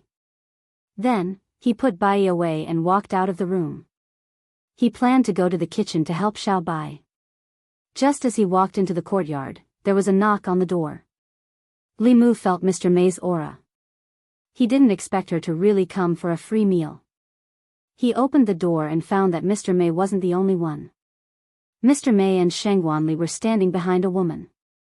Li Mu saw the woman and said in surprise, "Your Majesty," the Empress said, "I came out of the palace in plain clothes.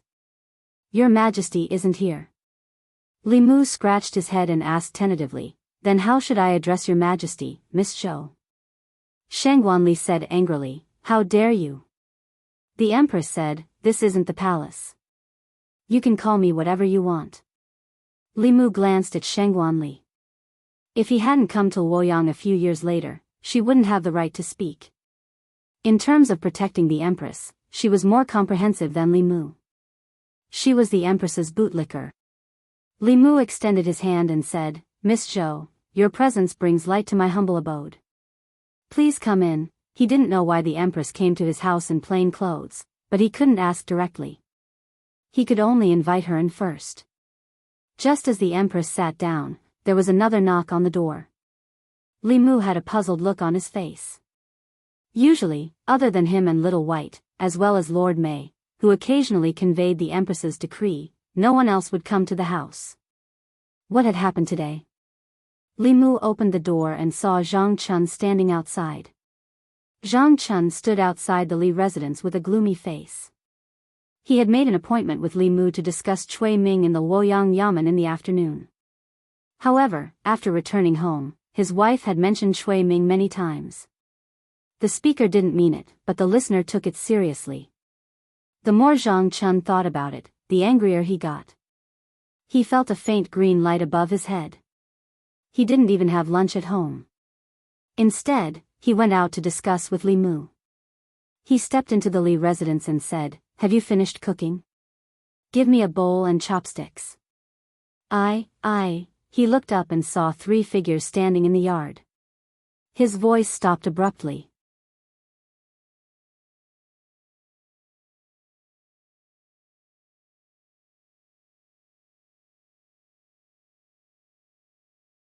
Chapter 265. Zhang Chun seemed to have something to do. She left without entering the door. Li Mu closed the door again and returned to the courtyard. He had originally planned to start cooking with Xiao Bai.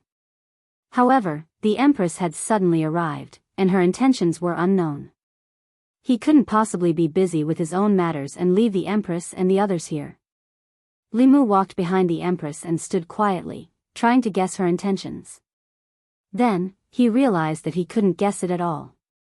A woman's heart was like a needle at the bottom of the ocean. Li Mu could guess what Xiao Bai and Wan Wan were thinking. However, the Empress's thoughts were even harder to guess than Lu Hanyan's. This was because she had 2 personalities. One was the dignified and serious Empress, and the other was Li Mu's nightmare with unparalleled whip skills. The Empress stood in the courtyard with her back facing Li Mu. She asked, "Are you used to living in this house?" Li Mu nodded and said, "It's just a little big. It's troublesome to clean it up." The Empress turned to look at him and said, "I gave you a maid, but you didn't want her. If you don't like the size of this house, I'll change it to a smaller one for you." Li Mu hurriedly said, No need. I'll get used to it. As long as you like it." A big house with 5 entrances was Zhang Chun's lifelong goal.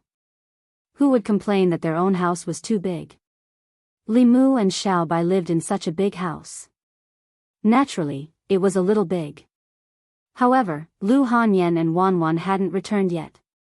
If there was a new addition to the family in the future, the house with 5 entrances might still seem small. The Empress asked this question and didn't say anything else.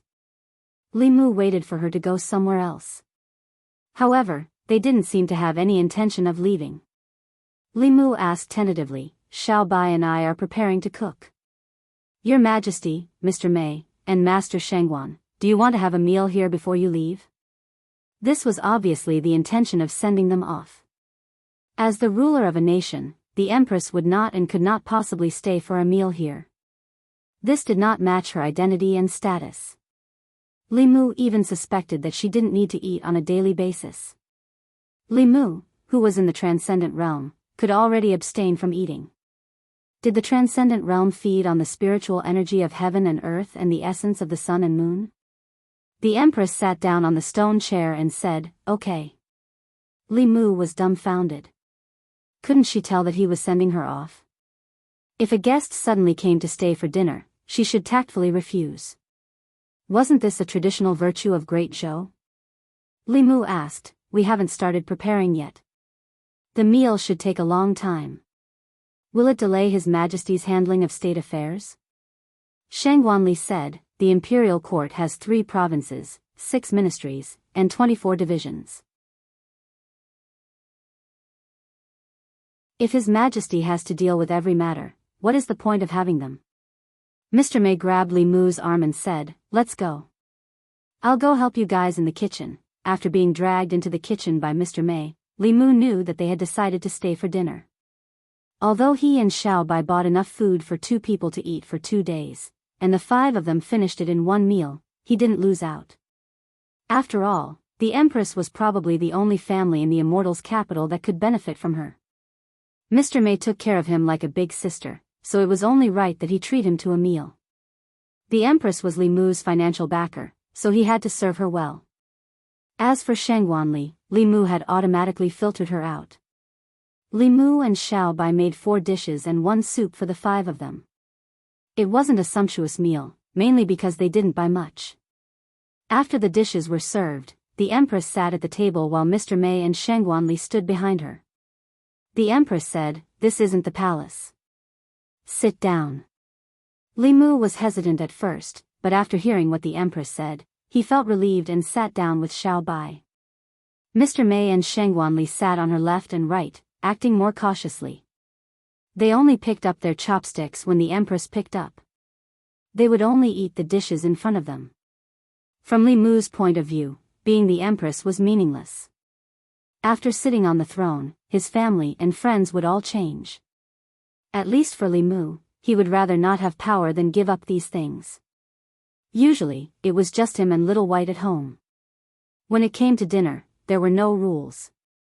It was normal for them to chat and laugh. However, with the Empress present, Lord Mei and Gong Sunli were like guardians, sitting at the side obediently. The atmosphere was a bit tense, and the meal was tasteless. The Empress suddenly asked, Why do you have a fox demon with you? Hearing this, Xiao Bai was shocked. She immediately put down her chopsticks and moved closer to Li Mu. Li Mu explained, Before she transformed, I saved her once. After that, I met her again. In order to repay my kindness, she has been by my side ever since. The Empress asked, Repay my kindness? She's from the Heavenly Fox clan? Li Mu nodded. The biggest difference between the Heavenly Fox clan and the ordinary Fox clan was that they would repay kindness and revenge and would not be tainted by karma. Hundreds and thousands of years ago, their ancestors had become Heavenly Foxes and had passed down their bloodline until now. In fact, there was not much bloodline power left. The Empress stretched out her hand, and a sparkling and translucent crystal bottle appeared in her palm. The crystal bottle was half filled with a bright red liquid.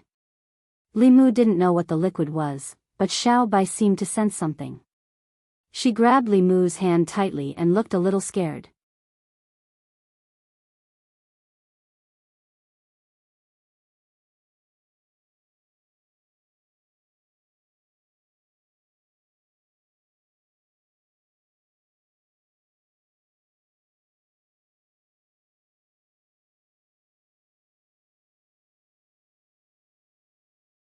He kept feeling that there was a pair of eyes looking at him from behind the curtain. Under that gaze, he seemed to return to his naked state last night. Fortunately, today's morning court ended very quickly. Li Mu could not wait to leave the crepe myrtle hall and head straight for the secretariat. He had come once yesterday. Li Mu and the 6 officials of the secretariat could not be considered friends, but at least they were familiar with each other. Today, the 7 of them continued to discuss the details of the imperial examinations. Li Mu pointed out a point and said, the imperial examinations need absolute fairness and impartiality. The era of the academies has passed. No matter how high the official is, no matter how long the legacy of the noble family has been passed down, they cannot bypass the imperial examinations and directly recommend. Zhou Xiong retorted, the power of the 9 distinguished families has existed since the founding of the country. How can you cancel it just because you say so? Li Mu said, it's not me who wants to cancel it. It's His Majesty who wants to cancel it. Zhou Xiong snorted, don't use His Majesty to scare me. His Majesty has never said such a thing. Li Mu slammed the table and said angrily, does His Majesty want me to give advice or you to give advice? Since you like to talk so much, you can speak for me later. I'm happy to be idle, Louis hurriedly persuaded. Lord Li, calm down, calm down. We can talk things over. The imperial examination system was the first of its kind. The secretariat did not have any experience that could be used as a reference. Without Li Mu's help, it would be impossible to complete such a huge project within a month. Li Mu looked at Zhou Xiong and said, I strongly suspect that Zhou Sharon is venting his personal grudge against me. They all knew about the matter between Li Mu and Zhou Chu. Zhou Xiong was Zhou Chu's second uncle. Because of Zhou Chu's matter, it was not strange for him to oppose Li Mu. Lu Yi looked at Zhou Xiong and said, Lord Zhou, the task given by His Majesty is important. Can you put aside your personal grudge for now? Zhou Xiong snorted and said no more. Li Mu looked at him again and said, I'll say it first. If Zhou Sharon says another word, I won't care about the imperial examinations anymore. Although Zhou Xiong's expression was angry, he still kept his mouth shut. The imperial examinations were the most important thing for the secretariat. If they delayed it, he could not bear the responsibility. Li Mu pointed to another line and said, after the imperial examinations are implemented, the officials of the 3 provinces, 6 ministries, 24 departments, 9 temples, and 36 counties will all be selected through the imperial examinations. Why is it that the Zongjing Temple is an exception? Xiao Ziyu looked up at Li Mu. Lu Yi explained, Lord Li, you may not know.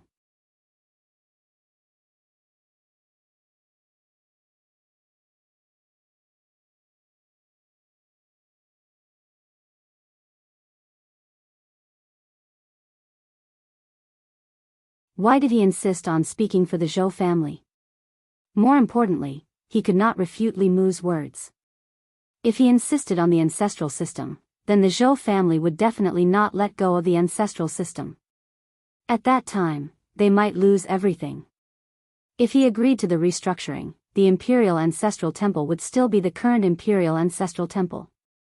The officials who entered the Imperial Ancestral Temple through the Imperial examinations would definitely start from the bottom and would not affect the overall situation. After comparing the two, he quickly came to a decision. He smiled and said, I was too narrow-minded. Sir Li is right. The Imperial Ancestral Temple is the Imperial Ancestral Temple of the court. It should be treated the same as all the other ministries and should not be independent of the Imperial examinations. Walking out of the secretariat, Li Mu's face flashed with a smile. Breaking the monopoly that the old faction of the Shao clan had over the Zongjing Temple was the first step in his and Zhang Chun's plan. As for the second step, it was to find a way to infiltrate the Imperial Clan Temple. He looked back and walked out of the palace. Inside the secretariat, Xiao Ziyu stood in front of Cui Ming and said, Li Mu proposed that the officials of the Imperial Ancestral Temple should be elected by the court in the future. I agree. Cui Ming frowned and asked, what does the Imperial Ancestral Temple have to do with him? What is this Li Mu doing? Xiao Ziyu said, I feel that he should not have any other motives. This person does not have any selfish motives. Perhaps he is truly dedicated to the country. Cui Ming said, there is no need for outsiders to interfere with the Imperial Ancestral Temple. This is a deterrent to the officials of the 4th rank and above. How can we just give it to someone else? Xiao Ziyu shook his head and said, things are not that simple. To be precise, the current imperial family is the Zhou family. According to the rules, all the officials of the imperial ancestral temple should be held by the Zhou family. I agree with Li Mu that the imperial ancestral temple should temporarily belong to the Shao clan. If I disagree, the Zhou family can immediately replace it. Cui Ming thought for a moment and realized that the old party did not have a choice. In other words, they could only choose to be swallowed up in a short period of time or slowly nibbled away. Let's do as he said. No matter what, we can't let the Zhou family interfere with the imperial ancestral temple. Cui Ming thought for a moment and said, keep an eye on Li Mu. If he does anything else, inform me. Back in the divine capital, Zhang Chun walked out of the yamen and asked, how is it? Li Mu nodded and said, everything is going according to plan. Zhang Chun sighed and said, I didn't expect His Majesty to let you participate in this level of national affairs. The decision-making officials of the Secretariat, the assistant ministers, and the officials of the Secretariat, which one of them does not have a deep background, Li Mu said, this is only the first step. Next, we need to infiltrate the Imperial Ancestral Temple. This person, Zhang Chun said, let me do it. Li Mu was greatly surprised. Could a middle-aged man's jealousy really change a person's personality? Zhang Chun was always timid. When he encountered trouble, he would run away if he could and hide if he could. This time, he actually took the initiative to step forward, which really surprised Li Mu. Zhang Chun said, I still have no idea how to enter the Imperial Ancestral Temple. Li Mu said, let me think of a way. As long as the Imperial Ancestral Temple was no longer monopolized by the Shao family, it would not be difficult to arrange for him to enter the Imperial Ancestral Temple through various methods. However, Zhang Chun's changed personality made it difficult for him to adapt. Could it be that he also felt that he had offended too many people in the divine capital and decided to give up? Or had he found a new backer? Zhang Chun walked straight back to the yamen and poured 2 cups of wine. He said, to celebrate the smooth progress of the plan, let's have a drink. He picked up the wine cup and drank it in one gulp. Li Mu also picked up the wine cup. After taking a sip, he felt that the taste was a little strange and asked, what wine is this? Medicinal wine. Zhang Chun smacked his lips and said, this is my collection. This wine is brewed with deer antler more than 300 years old, ginseng, and other medicinal herbs. There's also a tiger penis that transformed into a tiger demon. If you like it, I can give it to you. Pfft. Li Mu suddenly spat out the mouthful of wine that had just taken a sip. Zhang Chun said with heartache, don't waste it. Not only can this wine strengthen the body, it's also good for passing down the ancestral line and having children. Li Mu returned home and cursed Zhang Chun in his heart. This medicinal wine had a strong medicinal effect. It did not affect the mind but the body directly. After drinking it, the body would react within 15 minutes. Reciting the Clear Heart Sutra would be useless. Zhang Chun had a wife and a family. He could make up for it however he wanted. He only had a fox at home that he could see but could not touch. How was he going to pass the long night? Besides, he was a theurgy cultivator. He had already refined the 7 spirits and could control the sparrow shade freely. He did not need such a thing. As for having children, that was even more nonsense. Lu Hanyan was not around. How was he going to have a child with a ghost? Li Mu cursed Zhang Chun's lame joke in his heart. When he walked to the door, Xiaobai was already there to welcome him. Now that she had grown an extra tail, her charm had increased imperceptibly.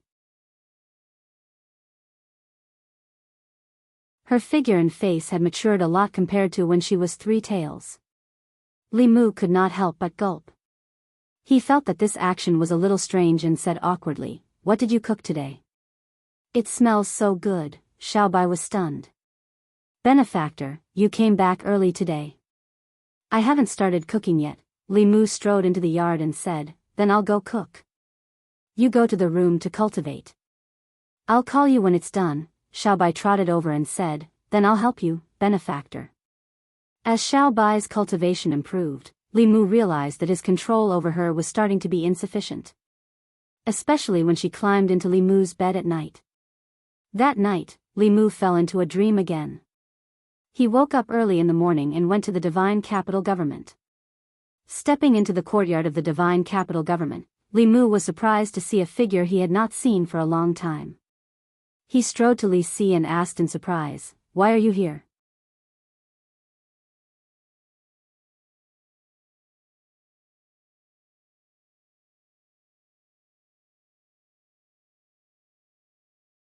Li Si's gaze lingered on Cui Ming for a long time before he said, "This person is not simple." This was probably a kind of connection between experts. Cui Ming and Li Si were very similar in certain aspects. They were all very popular with women. But they were also fundamentally different. Li Si was a prodigal son. Although he appeared to be passionate, he was actually very loyal. Cui Ming was a beast. Although he appeared to be passionate, he was actually heartless. At the Aroma restaurant, the three of them ordered a table of dishes. While they were eating, Li Si said, "Before coming to the Immortals' capital, I went to White Cloud Mountain. Lady Han Yen asked me to bring you some things." Li Mu put down his chopsticks and asked, "What is it?" Li Si took out a thick stack of fulu from his sleeve and passed it to Li Mu. Li Mu took it and felt that it was quite heavy. He flipped it open and took a look. Among these talismans, there were sword talismans, 5 elemental escape talismans, and high-grade divine travel talismans. Although there weren't any heaven-grade talismans, none of them were lower than earth-grade talismans. How was this heavy fulu? It was clearly heavy love. Li Mu put away the fulu and sighed. He wanted to fly to North County right now and fly to her and Wanwan side. But Cui Ming was not dead, so he could not leave the divine capital. After eating, Zhang Chunyan and Li Si returned to the government office and the inn. Li Mu took the token that Mr. Mei gave him and entered the palace to the secretariat. Lu Yi stood at the entrance of the secretariat. She had been waiting for a long time. When she saw Li Mu, she finally let out a sigh of relief and said, "If Lord Li did not come, I would have gone out to invite you." There were only 3 months left until the imperial examination. But until now, the Secretariat had not even discussed a perfect imperial examination system. After the system was perfected, it would be submitted to the Secretariat for review and then to the Secretariat for implementation. This would delay a lot of time. If it delayed any longer, the imperial examination would be delayed. In the end, they would be the ones to take the blame. Over the past 2 days, after endless discussion, Li Mu had gone from being an advisor to being the leader. Every idea he put forward regarding the imperial examinations was reasonable and flawless. It could be said that whether or not the Hall of Governmental Affairs could complete the task the emperor had given them depended entirely on Li Mu. Li Mu smiled and said, "I met a friend I had not seen for a long time this morning. We had a good chat and came a little late. Please forgive me, Lord Lu." Lu Yi waved her hand and said, "It's okay. Let's go in quickly. The lords have been waiting for a long time." 2 days ago, everyone had discussed the details of the imperial examination. But there was still an important problem that had not been solved.